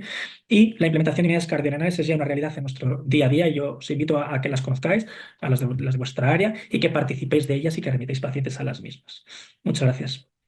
Bueno, muchísimas gracias, Borja, muchísimas gracias, Francisco Javier, por este repaso sobre este tema, cuya novedad es un problema que siempre ha estado ahí. Lo que pasa es que, bueno, en los últimos años, afortunadamente, se ha hecho aflorar de forma importante, ¿no? El médico de atención primaria, corregidme si me equivoco, Javier, lleva muchos años trabajando conjuntamente con las unidades de insuficiencia cardíaca avanzada, bien de los servicios de cardiología, bien de los servicios de medicina interna, y ahora pues vamos a tener entre manos todo este tema. Oye, aprovecho el tema para que, mientras que entra o no alguna pregunta específicamente dirigida para vosotros, de una de las aprovecho una pregunta que ha quedado pendiente del tema anteprevio. Diuréticos e introducción de ISGLT2, un poco a colación que ahora ISGLT2 lógicamente forma parte del tratamiento ese de las 4 columnas de la insuficiencia cardíaca, del síndrome cardiorrenal, y había una compañera que preguntaba qué hacer con el tratamiento diurético cuando se introduce, cuando se va a introducir, cuando se piensa en introducir un ISGLT2, ¿no? ¿Podéis hacer algún comentario al respecto de este tema? Bueno, la pregunta es muy pertinente. Sí, dale. Sí, perdona, Borja, que es que como no se ve, No, pues no. no te has dado cuenta. Realmente es cierto que en aquellos pacientes que tienen insuficiencia cardíaca estable, debieran llevar la menor dosis posible del diurético, porque como bien sabemos, la insuficiencia cardíaca, el tratamiento que produce la mejoría son el resto de fármacos. Quiere decir que si lo llevare y le tengo que reintroducir el ISGLT2, tendría que valorar reducir la dosis del diurético e incluso suspender si no fuera necesario. No sé, eso es lo que normalmente intentamos controlar en la atención primaria, que son los pacientes que vemos que están más estabilizados, porque como decía Manuel, nosotros llevamos muchos años de experiencia en el control de la insuficiencia cardíaca con unidades de insuficiencia cardíaca, e incluso que se ya están metiendo las unidades cardiorrenales. No sé qué te parece a ti, Borja, en lo que estábamos opinando sobre los diuréticos. Sí, no, decía que la pregunta es súper pertinente y de hecho en la ficha técnica inicial de los ISGLT2 estaba contraindicado el uso con furosemida, ya cuando salieron, que fue una cosa tremendamente sorprendente. Yo creo que hay que saber al paciente al que nos enfrentamos. En términos generales, ajustar los diuréticos a mí no me parece que sea una práctica habitual que haga falta, tampoco tienen ese poder diurético los ISGLT2 como para sustituir una furosemida. Pero es verdad que hay que saber frente a quién estamos. Y hay pacientes que son frágiles y hay pacientes que tienen más riesgo de depleción de volumen en los que probablemente hay que ser un poquito más cautos. Yo creo que la clave de esto es empoderar al paciente y los diuréticos es la mejor manera de hacerlo. Pesarse en casa y utilizar una regla como por ejemplo la regla del kilo, que es si bajas de 1 kilo puedes disminuir el diurético. Si subes de 1 kilo, en otro contexto, no en añadir la insuficiencia cardíaca, añadir el SGLT2, sino en una insuficiencia cardíaca de novo, por ejemplo, ¿no? Si subes de 1 kilo, añadir un poco de diurético, yo creo que puede ser suficiente. Mantenernos en ese margen y enseñar al paciente a empoderarse y a autoprescribirse, entendido como titular la dosis, yo creo que es la mejor respuesta al manejo del diurético. Mira, entra otra pregunta ahora en el chat sobre ese efecto de descenso en el filtrado glomerular que se ha observado en todos los estudios al introducir el tratamiento ISGLT2, ¿no? Y pregunta aquí un compañero o compañera de atención primaria si tiene valor pronóstico esa evolución inicial del filtrado glomerular. ¿Es señal de más eficacia? Eso es un poco la pregunta cuando se observa ese descenso inicial en el filtrado glomerular. Y claro que sí, la pregunta y la respuesta van de la mano. Efectivamente, cuando se produce ese dip de creatinina que se estima como normal en hasta un 30%, que por cierto, quiero dejar una cosa clara, y es que cuando disminuye el filtrado por debajo de 30, no quiere decir que tengamos que suspender el ISGLT2, por ejemplo, sino que habrá que plantearse por qué lo ha hecho. Habrá que plantearse si el paciente puede tener otras condiciones que hayan hecho que deteriore el filtrado glomerular. Pero en el caso que pregunta el compañero o la compañera, efectivamente, que se produzca el dip de creatinina, lo que está traduciendo es que el fármaco está alterando la hemodinámica renal, que es su mecanismo de acción. Y de hecho ya tenemos datos post-hoc de ensayos clínicos, incluso algún pequeño metaanálisis en el que se ha visto que el paciente que hace el dip de creatinina, luego, en términos pronósticos, va mucho mejor, es mucho más favorable su pronóstico. Con lo cual, casi es mejor que haga el dip de creatinina que no lo haga, pero sobre todo que no nos asuste y que no nos haga eliminar precozmente un tratamiento que es pronóstico. Sí, incluso en situaciones similares, como puede ser el uso de IECARA2, que también había o pudiera haber una alteración de la creatinina, no nos planteamos el suspender. Incluso ya se ha visto estudios en Inglaterra que incluso al final era más beneficioso mantener los IECARA2, como puede ser ahora los ISGLT2, que al retirarlos por el beneficio renal. Muy bien. Marián Goicoechea, ¿Alguna puntualización a las intervenciones de Javier o de Borja? Seguimos adelante, ya que vamos... Nada, yo solo decir que en el proceso, en el PAI de insuficiencia cardíaca, ¿no? de cronicidad, parece mentira que no esté integrada ningún nefrólogo y esperemos que haya un proceso de un PAI de enfermedad renal crónica o un PAI de síndrome de cardiorrenal, en el cual evidentemente yo creo que el médico de atención primaria tiene que ser el centro, pero que los nefrólogos también, yo creo que bueno, pues el porcentaje de pacientes con insuficiencia cardíaca que tienen enfermedad renal es importantísimo y no se entiende, ¿no?, cómo no estemos incluidos en los facultativos en ese proceso. Simplemente aclarar eso. 100%. Totalmente de acuerdo. Bueno, pues Francisco Javier Bartolomé sigue con nosotros porque tiene trabajo en el siguiente tema. Despedimos a Borja. Los compañeros de atención primaria deben de saber que Borja, aparte de nefrólogo, es un escritor de éxito. Googleen, por favor, un libro que se titula Paliativo. Y vaya regalo. Y disfruten de la lectura de ese libro que, Borja, corrígeme si me equivoco, se ha publicado hace poquitas semanas, ¿no? Sí, 4 semanas exactamente. Mil gracias. Nada. Googlead un libro que se titula Paliativo si no lo conocéis. Ya. Bueno, hasta la próxima, Borja. Gracias, queridos. Ahora, como decía, Francisco Javier Bartolomé sigue y sale del banquillo nada más y nada menos que Roberto Alcázar desde Madrid. Buenas tardes, Roberto. Hola, buenas tardes, Manuel. Buenas tardes, María. Este tema es el tema gracias 1. por invitarme y estar aquí junto con el doctor Bartolomé. Muy bien. Este tema es el tema 1 de todo el curso. Lo que pasa es que por acoplamiento de agendas no hemos podido tratarlo hasta este momento, pero es el tema 1. Criterios de derivación, estadios de la enfermedad renal crónica.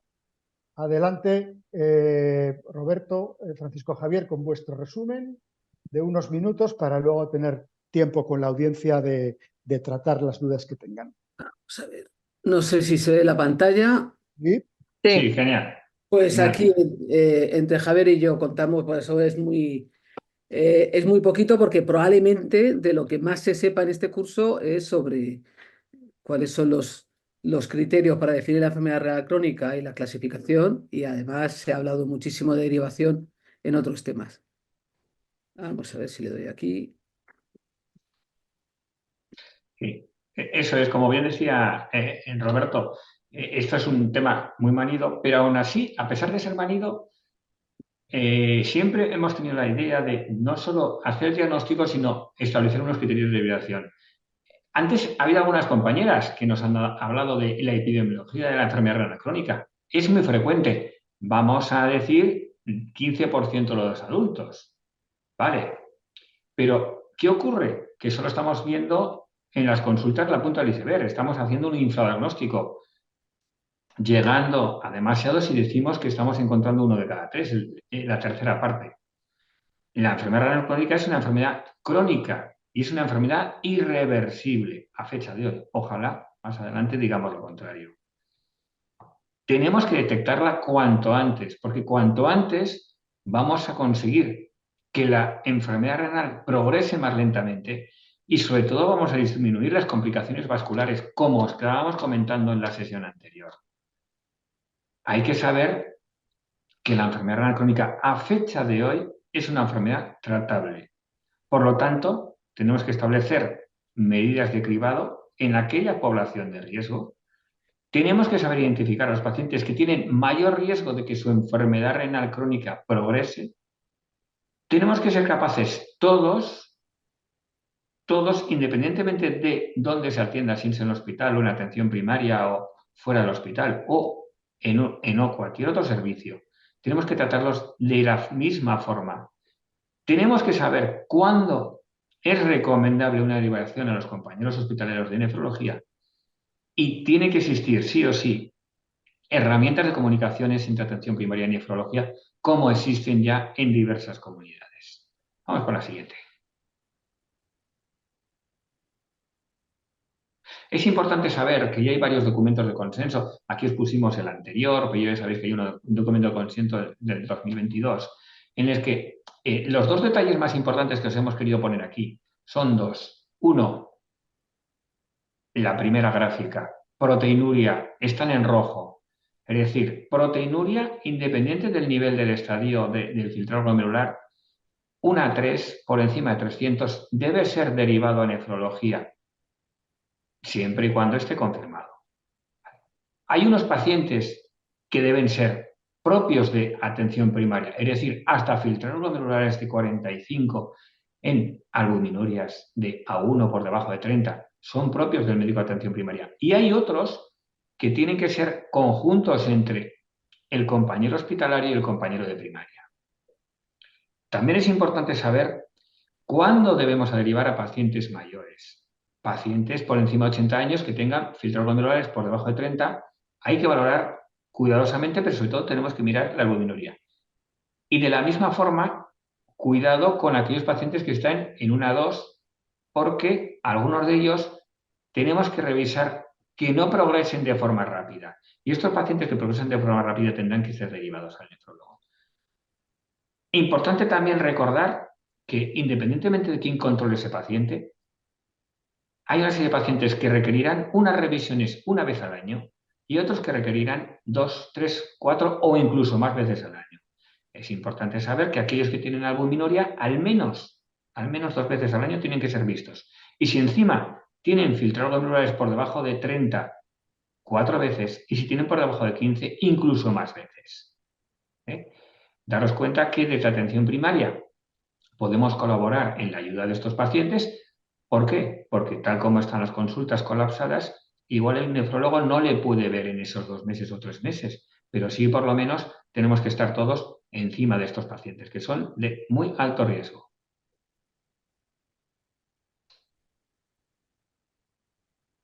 Bueno, pues ahora sigo yo y es para comentar que en la derivación estamos diciendo que hay que tener en cuenta al paciente, al filtrado glomerular y a la albuminuria. Y quería hacer énfasis, y se ha dicho muchas veces, en la albuminuria.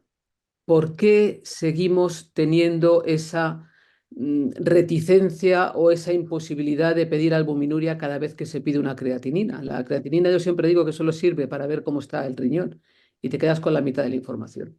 Esto es una tabla que se ve aquí en la que están los distintos estudios de prevalencia de la enfermedad renal crónica, donde se puede ver cómo los 3 primeros, el EPIRCE, el ENRICA, que aquí tenemos a uno de sus principales valedores, y el Iberican, pues resulta que nos da una prevalencia, los 2 últimos en torno a un 15%.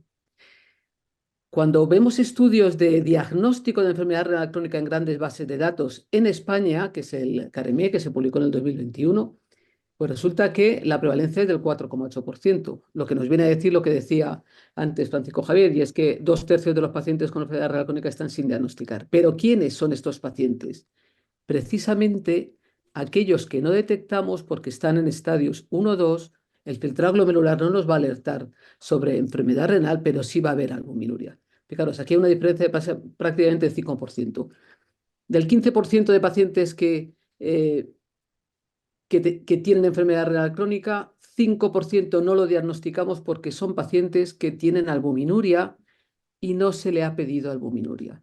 Y esto es muy importante porque, como decía antes Javier, a mayor precocidad en el tratamiento, y ahora tenemos estrategias muy útiles, pues menor va a ser la progresión de la enfermedad. Y aquí tenemos un ejemplo. Esto es un análisis del tratamiento con empagliflozina en pacientes con enfermedad renal, donde se puede ver que tanto si se trata a los pacientes de forma precoz como si se tratan de forma tardía, con un filtrado de 20 o un filtrado de 85, hay efecto beneficioso. O sea, es bueno utilizar ISGLT2 en los pacientes con enfermedad renal crónica, independientemente de su estadio.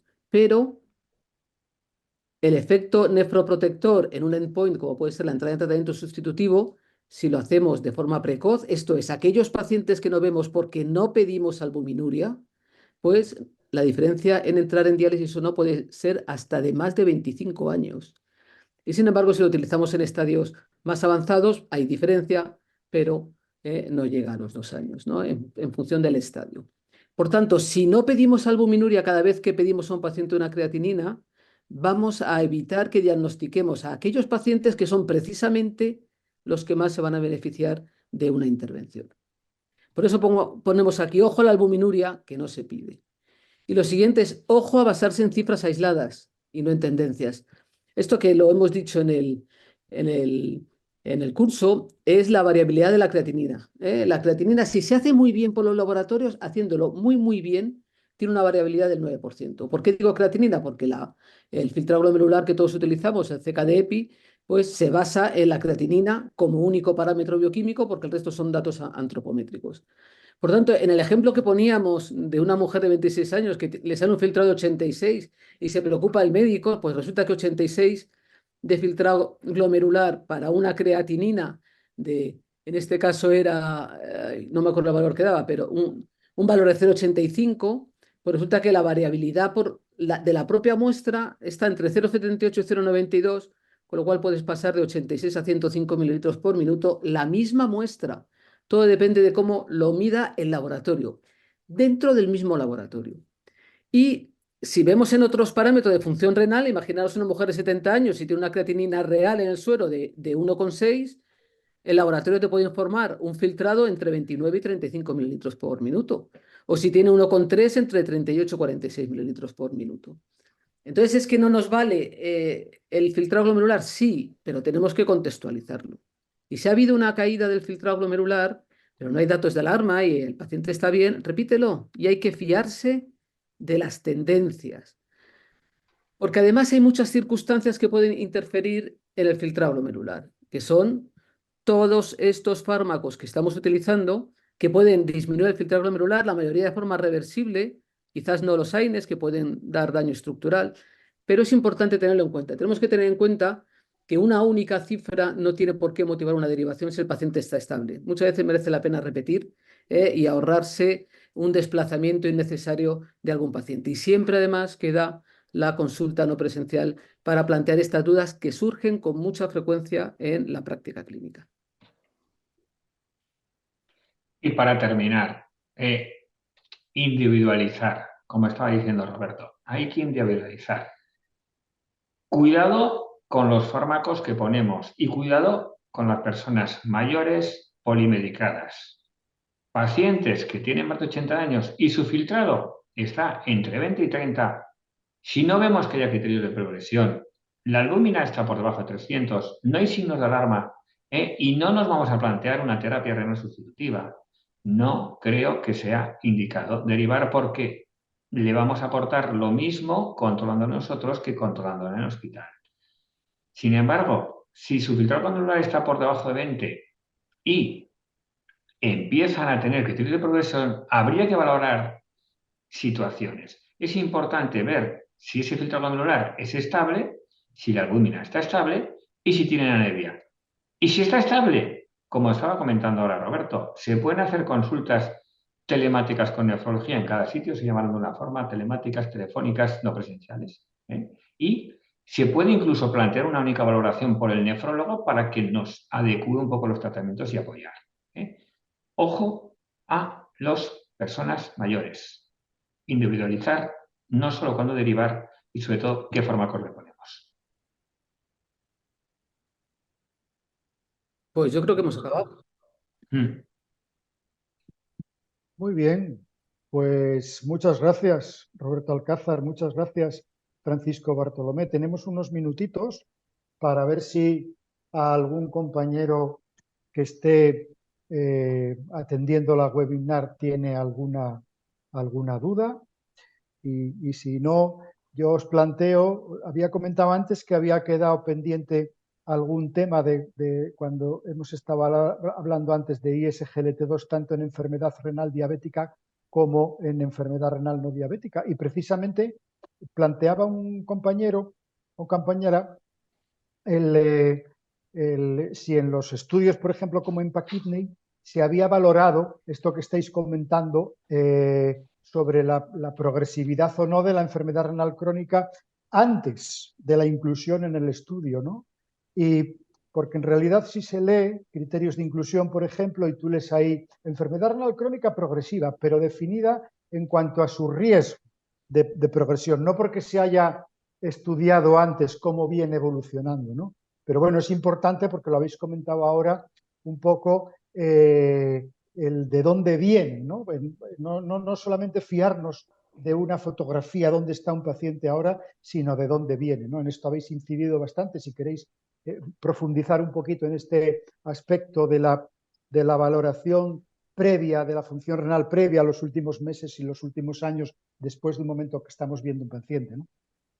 La verdad es que si algo nos enseñan los estudios amplios que se han hecho con los SGLT2 es que los conceptos de progresión de la enfermedad renal igual los tenemos que cambiar algo. Entonces, ahora estamos viendo más el cambio de la pendiente de caída del filtrado glomerular. Y ese es un tema importante. Ahora, cuando hablamos, o en la mayoría de los estudios es así, cuando hablamos de un objetivo primario es o la duplicación de la lactatinina o el descenso del filtrado glomerular en un porcentaje determinado, pero se está viendo que la trayectoria previa del paciente, cuál era su curva de descenso de filtrado glomerular y cómo cambia o no gracias a la intervención, en este caso con SGLT2 o con cualquier otro fármaco, probablemente sea lo que más condicione el efecto beneficioso y el pronóstico. Los SGLT2, una de las críticas que se han dicho en los ensayos es que los pacientes que no tenían proteinuria, que son los que progresan más lento, son los que no parece que en los estudios se beneficien del fármaco. Y sin embargo, la lectura es errónea, porque lo que se ve en las pendientes es que la pendiente se enlentece. Lo que ocurre es que el tiempo de duración del estudio son 2, 3, 4 años, no da tiempo a que se haga significativa la P, pero la pendiente cambia y cambia claramente. Y no solo cambian los pacientes con enfermedad renal, sino que los pacientes en los que se ha hecho estudios buscando, bueno, pues en los diabéticos o en los no diabéticos con insuficiencia cardíaca, se ve que aquellos que no tenían enfermedad renal, la pérdida, entre comillas, fisiológica que se describe de 1 mililitro minuto del filtrado a partir de los 40 años, pues resulta que desaparece. Y el grupo de intervención de personas que no tienen enfermedad renal no tienen esa caída del filtrado glomerular. Dicho de otra forma, la pendiente de caída fisiológica, entre comillas, del filtrado glomerular desaparece. Y eso lo que viene a decir es que probablemente sean fármacos que sean útiles en todos los escenarios de enfermedad renal crónica. Vaya rollo que os he metido así de golpe. No, faltaría más. Marian, ¿alguna consideración más? No, una pregunta que vino también hace tiempo, pero también que cuando se hablaba del diagnóstico de enfermedad y de la derivación, un compañero decía que también en el diagnóstico tener en cuenta la presencia de alteraciones en el sedimento, ¿no? Como hematuria, leucocituria, que entraba también dentro del concepto de diagnóstico, ¿no, Roberto? Sí, sobre todo la hematuria. Yo a la piuria le doy menos valor porque la piuria es tan extendida en todos los contextos, digamos que la bacteriuria sintomática, que no hay que hacer nada con ella, excepto en pacientes muy seleccionados, siempre se acompaña de piuria, ¿no? Entonces, yo creo que la piuria como criterio de derivación a nefrología, yo personalmente no lo veo. La hematuria sí, teniendo en cuenta que siempre hay que descartar causas urológicas de la hematuria, especialmente en personas por encima de 50 años, pero la hematuria es un marcador de patología glomerular, incluso cuando el resto de marcadores no son muy expresivos. O sea, la hematuria, sin duda, hay que tenerla en cuenta. Y además, si a mí me andan pacientes con hematuria de origen urológico, lo entiendo y lo que hago es que la valoro y decido, bueno, pues esto mejor lo derivo a urología, pero es preferible siempre una derivación por hematuria, quizás menos adecuada a nefrología, pero es preferible que se haga a que no se haga una hematuria que luego pueda tener consecuencias clínicas. Totalmente de acuerdo. Muy bien, pues muchas gracias, Roberto, muchas gracias, Francisco Javier. Muy bien. Hasta la próxima, esperamos contar con vosotros para futuras ediciones de la escuela. Un saludo y un abrazo a todos. Sí, por supuesto. Gracias. Hasta luego. Ahora, todo lo que usted quiso saber sobre progresión lo tiene preparado la doctora Noemi Pérez León. Como yo tengo conflicto de interés con esta presentación, le dejo a Marian que la presente, valga la redundancia. Pues bueno, es que ya lo hemos presentado antes, ¿no? Pero este Sí, es el sí. tema 2, creo recordar, ¿no? Y Ujú. son criterios de progresión de enfermedad renal crónica, agudización versus progresión. Y Noemí lleva aquí con nosotros toda la tarde. Noemí, gracias por compartir A toda. vosotros. Y viene de Barcelona y Semergen. Y bueno, yo creo que no tenemos que presentar a Manuel Gorostidi, que está aquí en Oviedo y es mi comoderador y viene de la SED. Y bueno, vais a cerrar el último tema como corresponde, Manolo. Adelante, cuando queráis. Pues nada, Pues nada, adelante. yo comparto la presentación y espero que Manuel me ayudes a cualquier duda que pueda surgir durante la presentación. Yo espero tu intervención también, ¿vale? Bueno, pues nada, nos toca hablar de agudización versus progresión y bueno, simplemente empezar a comentar otra vez la definición de enfermedad renal crónica, ¿no? Lo más importante es que, bueno, se define o por una o dos cosas, ¿no? O bien por marcadores a nivel estructurales renales y o por un descenso del filtrado glomerular. Lo más importante, mantenido durante más de 3 meses. Esto creo que ha quedado claro. Aquí a la mano derecha de la pantalla veis bueno, la evolución de una enfermedad renal. Y hay que tener en cuenta 3 conceptos básicos. La enfermedad renal aguda, que es aquella alteración en la función renal que aparece en los 3 primeros meses, antes de los 3 primeros meses. La enfermedad renal crónica, como hemos dicho, que es cuando el daño se ha instaurado y hay que confirmarlo a partir de los 3 meses, y el fracaso renal agudo en los 7 primeros días. La enfermedad renal aguda puede ocurrir en un contexto de una enfermedad renal no conocida y el fracaso renal agudo se asocia a un mayor riesgo de progresión y de mortalidad. Bien, pues bueno, estos términos describen alteraciones en la estructura o en la función del riñón y es importante determinar la causa de cada uno de ellos y reconocer las circunstancias que a veces son comunes o a veces no que han llevado a cada uno de ellos. Bien, por un lado, el fracaso renal agudo, ¿cuándo tenemos que tener en cuenta que un paciente puede tener en primaria un fracaso renal agudo y es urgente derivarlo a urgencias para revertir y buscar la causa de ese fracaso renal y que no se instaure el daño renal? Pues bien, sobre todo en primaria, cuando vemos que hay un aumento de la creatinina basal por encima de un 25 o de un 30% del valor previo, o bien cuando hay un aumento de la creatinina 1,5 veces el valor previo. Y cuando hablamos de progresión, la progresión es un concepto pues, mucho más amplio, mucho más larvado en el tiempo y se define en base a 3 criterios. Cuando hay un aumento de 5 mililitros por minuto año de la tasa de filtrado glomerular, o sea, un descenso, perdón, confirmado por encima de 5 mililitros minuto en el último año o más de 10 mililitros por minuto en los 5 últimos años. Bien, cuando hay un porcentaje de cambio respecto al basal de más del 25% del deterioro del filtrado glomerular, y hablamos de acelerada cuando hay más de un 25% o más de 15 mililitros por minuto en un año. Y bien, ¿cuáles son las causas de una enfermedad renal aguda? ¿Cuándo podemos pensar que un paciente pues, se ha hecho a una agudización, ¿no? Tenemos un paciente con una analítica previa normal o conservada, que de repente hacemos una analítica de control y vemos una caída del filtrado, o lo más importante en este caso, como he comentado, un aumento de la creatinina plasmática. Pues bien, hay diferentes causas, ¿no? De que un riñón pues, no es capaz de eliminar esos productos de desecho, que podrían ser causas a nivel hemodinámico, más a nivel prerrenal. Cuidado con aquellos pacientes ancianos, frágiles, que le tenemos con tratamiento hipotensor, tratamiento deplectivo con diuréticos y que encima pues están tomando antiinflamatorios o hacen un episodio de fiebre, se deshidratan, hacen un episodio de diarrea, ¿no? Eso es una causa de posible fallo renal o una insuficiencia renal que tenemos que actuar a tiempo.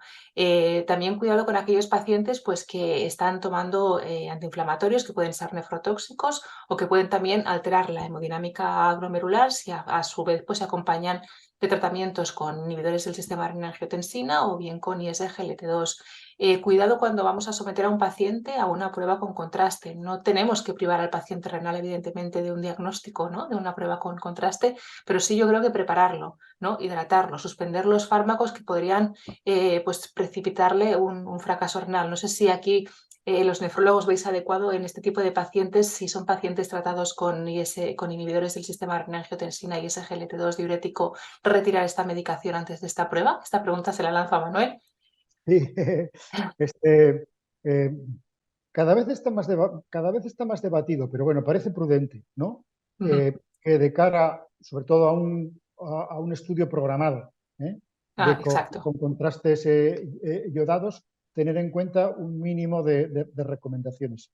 Lo más importante es que el paciente se hidrate bien, se sobrehidrate en los días previos a la prueba y en las 24-48 horas después. Está discutido el uso clásico de N-acetilcisteína y bueno, si podemos simplemente suspender un par de días metformina y SGLT2, bloqueantes del sistema renina-angiotensina, inhibidores de los mineralcorticoides, sobre todo cuando hay varios de estos agentes, ¿no? Por aquello de la multifactorialidad, bienvenido sea.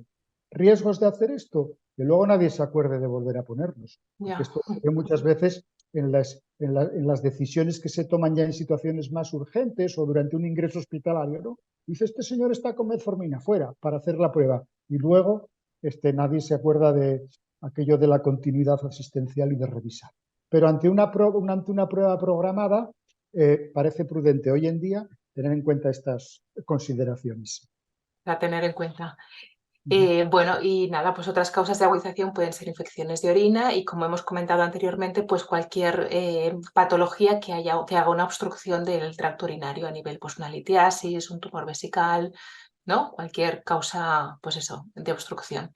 Y a nivel de progresión, pues ¿cuáles son los factores que nos determinan la progresión? También lo hemos comentado un poquito antes, pues la proteinuria persistente, una hipertensión arterial mal controlada, una diabetes mal controlada, un evento cardiovascular, una enfermedad cardiovascular asociada, el tabaco, la obesidad, el tratamiento prolongado con antiinflamatorios, también la obstrucción del tracto urinario y determinadas condiciones o complicaciones renales como la acidosis metabólica, el fracaso renal agudo y los ingresos hospitalarios por insuficiencia cardíaca o por reagudización por alguna patología cardiovascular. Y bien, bueno, lo mismo, ¿no? Porque es importante estratificar el paciente con enfermedad renal crónica. Es importante estratificarlo porque es muy importante estratificar su riesgo cardiovascular para entencer la progresión, ¿no? Sabemos de sobra que cada vez, está visto y revisto que el paciente con enfermedad renal crónica pues tiene un riesgo moderado, alto o muy alto. Y esta gráfica que pongo aquí a la derecha es un artículo que leí hace poco que me pareció súper interesante sobre las diferentes trayectorias de progresión de los diferentes fenotipos del paciente diabético, ¿no? Hasta ahora pues se describía el fenotipo clásico del paciente diabético, que empieza pues con la alteración de la función renal debido a la hiperfiltración.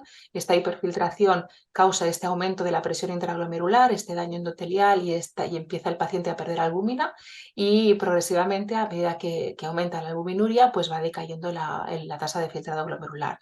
Este sería el concepto clásico, pero bueno, últimamente con la aparición de los ISGLT2, cada vez los médicos de primaria pues estamos tratando más también con inhibidores del sistema renina-angiotensina-aldosterona a los pacientes renales, pues vemos que un porcentaje de pacientes que empezaron con una microalbuminuria regresan a normoalbuminuria. Después tenemos los pacientes que se les llama declinadores rápidos, estos pacientes que progresan rápidamente, que quizás pues tienen más comorbilidad, tienen una hipertensión arterial mal controlada, tienen una glicemia mal controlada o tienen alguna nefropatía intersticial añadida. Y luego otro perfil de paciente, que esto nos lo encontramos mucho en consulta en primaria, que sobre todo son fenotipos mujeres hipertensas, fumadoras, que no hacen albuminuria, pero sí que hacen una tasa, van declinando, van alterando su función renal a nivel de la tasa glomerular. Y bueno, ¿por qué es importante? ¿No? Pues básicamente porque está claro y demostrado que a medida que aumenta la albuminuria y a medida que disminuye el filtrado, pues aumenta la mortalidad debido a enfermedad renal crónica. El objetivo que tenemos para tratar a estos pacientes, pues sobre todo optimizar el tratamiento de los factores de riesgo cardiovascular y ofrecer tratamientos pues, que hayan demostrado beneficio cardiorrenal para empezar la progresión y así disminuir el riesgo de eventos cardiovasculares y la mortalidad. En este sentido, pues todas las guías más o menos coinciden, ¿no? El tratamiento de los factores de riesgo es algo primordial. Hay que hacer un tratamiento holístico, tanto la ADA en su última publicación del 2024 en el paciente diabético y la Sociedad Española de Cardiología pues coinciden un poquito en lo mismo, ¿no? El control glicémico y la SCADIGO es lo mismo. Hay que intentar optimizar el control glicémico siempre y cuando respetando pues la fragilidad y las comorbilidades del paciente. No es lo mismo un objetivo de control en un paciente joven sin comorbilidad que un objetivo de control en un paciente frágil, pues anciano y con mucha comorbilidad cardiovascular asociada. En cuanto al control de la tensión arterial, bueno, esto difiere un poquito según las guías. Las CADIGO ponían como objetivo control de la tensión arterial sistólica por debajo de 120, la SADA en el 24 en el paciente diabético lo establecían entre 130 y 80. Está claro y todas las guías coinciden que el paciente renal es un paciente con alto riesgo cardiovascular, con lo cual debe llevar una estatina para el control metabólico y sobre todo, pues como hemos dicho, ofrecer tratamientos que tengan un beneficio cardiorrenal, como son los inhibidores del sistema renina-angiotensina y los SGLT2. Las últimas CADIGO, que bueno, las que aún no se han publicado, como decíamos, ya parece que van cada vez más enfocadas al tratamiento con los SGLT2 a nivel de toda la enfermedad renal crónica. En cuanto a la enfermedad renal crónica diabética, pues sabemos que la terapia de primera elección es metformina con SGLT2, inhibidor del sistema renina-angiotensina-aldosterona hasta la dosis máxima tolerada y estatinas. Y bueno, por último, ¿no? Que esta gráfica es como muy representativa y muestra que una intervención precoz, ¿no? En estadios pues, muy iniciales, con filtrados glomerulares muy altos, como veis, la rama que utilizaba empagliflozina en comparación con la rama que utilizaba placebo, hay una diferencia de un aumento de expectativa de vida hasta 26,6 años de entrada en diálisis. En cambio, una intervención más tardía, con filtrados muchísimo más bajos, aumenta un poquito la expectativa en cuanto a entrada al diálisis, pero es poco significativo respecto a una intervención precoz. Con lo cual, yo creo que está en nuestra mano, como explicábamos, esa detección precoz para poder hacer una intervención y un tratamiento precoz para mejorar pues, bueno, esta tasa de progresión y esta mortalidad cardiovascular. Y nada, dejo paso a Manuel, si quiere comentar algo. Por resumir mucho, todo lo que nos ha contado Noemí, ¿no? Tanto en la presentación teórica como en el diálogo que tuvimos ella y yo alrededor de varios casos clínicos, como todo lo que ha expuesto hoy, nos gustaría que quedaran lo poquito que quedará de claro de respecto a progresión, ¿no? Recordar el valor umbral de un aumento de la creatinina de 0,3 o más o un 30% entre dos determinaciones. Eso define el AKI, el Acute Kidney Injury, de la literatura internacional, un deterioro agudo de función renal, ¿no? Que hay que valorar a ver si ha habido unas agudizaciones o no. Eso suele coincidir con una caída del filtrado del 20 o el 25%, ¿no? Pero, por ejemplo, eso es lo que podemos ver con un inicio de SGLT2, que luego resulta que ya nos han comentado en otra presentación que es favorable, ¿no? De cara al pronóstico. Ese es un concepto. Y luego, otro concepto importante es recordar que, en principio, salvo que en el futuro nos depare otro conocimiento, a partir de los 45 o 50 años perdemos en torno a 1 mililitro minuto por año, más o menos. Eso es lo que se ha estimado como una pérdida, vamos a poner entre comillas, fisiológica. Y todo lo que supere la observación de que se pierden más de 2 mililitros minuto al año, eso en principio es progresión. Y desde luego, si observamos que durante 2 años o más consecutivos ha habido una pérdida de función progresiva por encima de los 5 mililitros minuto-año, que lo ha comentado Noemí, eso es ya una pérdida probablemente rápida. O sea que esos son todo el umbral de conceptos que manejamos. Mariana, a tu disposición, si tienes tú alguna pregunta o hay Yo creo que alguna... la has resumido perfectamente. Yo añadiría que siempre hay que comprobar cuando nos encontramos con una analítica en el que hay un deterioro importante de la función renal, comprobar la analítica, porque muchas veces, igual con los aumentos de la albuminuria, como hemos dicho antes, que hay situaciones, y bueno, eso lo vemos en la atención primaria y lo vemos en la consulta habitualmente, ¿no? Que a veces de repente no sabes por qué hay una pérdida o un aumento de creatinina muy importante y bueno, y no encuentras causa alguna y repites la analítica y tampoco sabes por qué y eso no se confirma. Por lo tanto, para hablar de deterioro de función renal siempre tiene que haber una confirmación analítica. Y yo creo que con esto lo habéis dejado bastante claro. Solo hay un comentario en la webinar, pero simplemente es preguntar si las presentaciones quedan grabadas, sí que quedan grabadas, si se pueden ver cuando todos los alumnos quieran verlas. Y yo creo que son bastante prácticas y yo aprendo mucho todos los días. O sea que, bueno, pues animo a todos los que no habéis podido conectaros a ver las webinars. Y no sé si quieres cerrar tú el curso ya, Manuel. Sí. Bueno, pues muchas gracias, Noemí. A ti. Muchas gracias por esta colaboración que hemos vuelto a tener y esperemos que en una tercera edición volver a colaborar. Igualmente. Un Bueno, placer. Gracias, entonces Noemí. ahora ya paso a tareas de moderador, organizador con Marián. Efectivamente, la última entrada que hemos tenido en el chat es una entrada en la que se agradece a todos los profes y todos los ponentes sus presentaciones y pregunta, como decía Marián, si esto va a estar disponible. Ya hace en principio la Sociedad Española de Nefrología todas sus webinares, una vez que termina el proceso del curso y está completo, se publican en el canal de YouTube de la Sociedad Española de Nefrología. O sea que antes o después estas sesiones estarán publicadas ahí. Nuestra Secretaría Técnica es una secretaría muy eficaz y seguro que tiene a bien informaros por correo electrónico, por lo menos, de que así ha sido para la publicación. Muchas gracias a todos los ponentes y a todos los profesores que habéis participado en esta segunda edición de la Escuela de Nefrología para no nefrólogos. Muchas gracias a las 3 sociedades de atención primaria que han colaborado en el diseño, en la elección de los temas, en los médicos que han participado, Emergensen y SEM. Y muchas gracias a los patrocinadores, lógicamente, de esta escuela de nefrología para no nefrólogos, que han sido la Alianza Beringer Lilly y B4 CSL, que han tenido evidentemente la gentileza de patrocinar esta actividad y, como siempre decimos, y es un tópico, pues sin su patrocinio, pues esto no hubiera sido posible.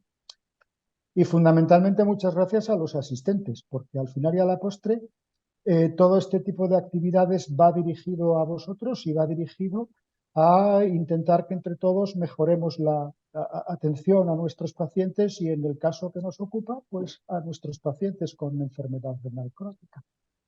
Y nada más, esperamos vernos en una tercera edición y ya dejo la ultimísima palabra para mi compañera Marián, para que despida definitivamente esta sesión. Pues nada, yo creo que estos cursos son muy importantes. Yo creo que para nuestros compañeros de las diferentes sociedades de atención primaria y también para nosotros, ¿no? Para mantener un feedback con ellos. Y bueno, esa es la segunda edición. Esperemos que haya una tercera edición y que podamos contar con todos, y animamos a todos los que han hecho el curso y les ha gustado a que animen al resto de sus compañeros de atención primaria para que en futuras ediciones los hagan.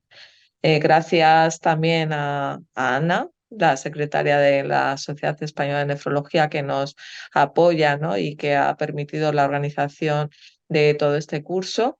Y gracias también al soporte informático que tenemos ahora con Macarena, ¿no?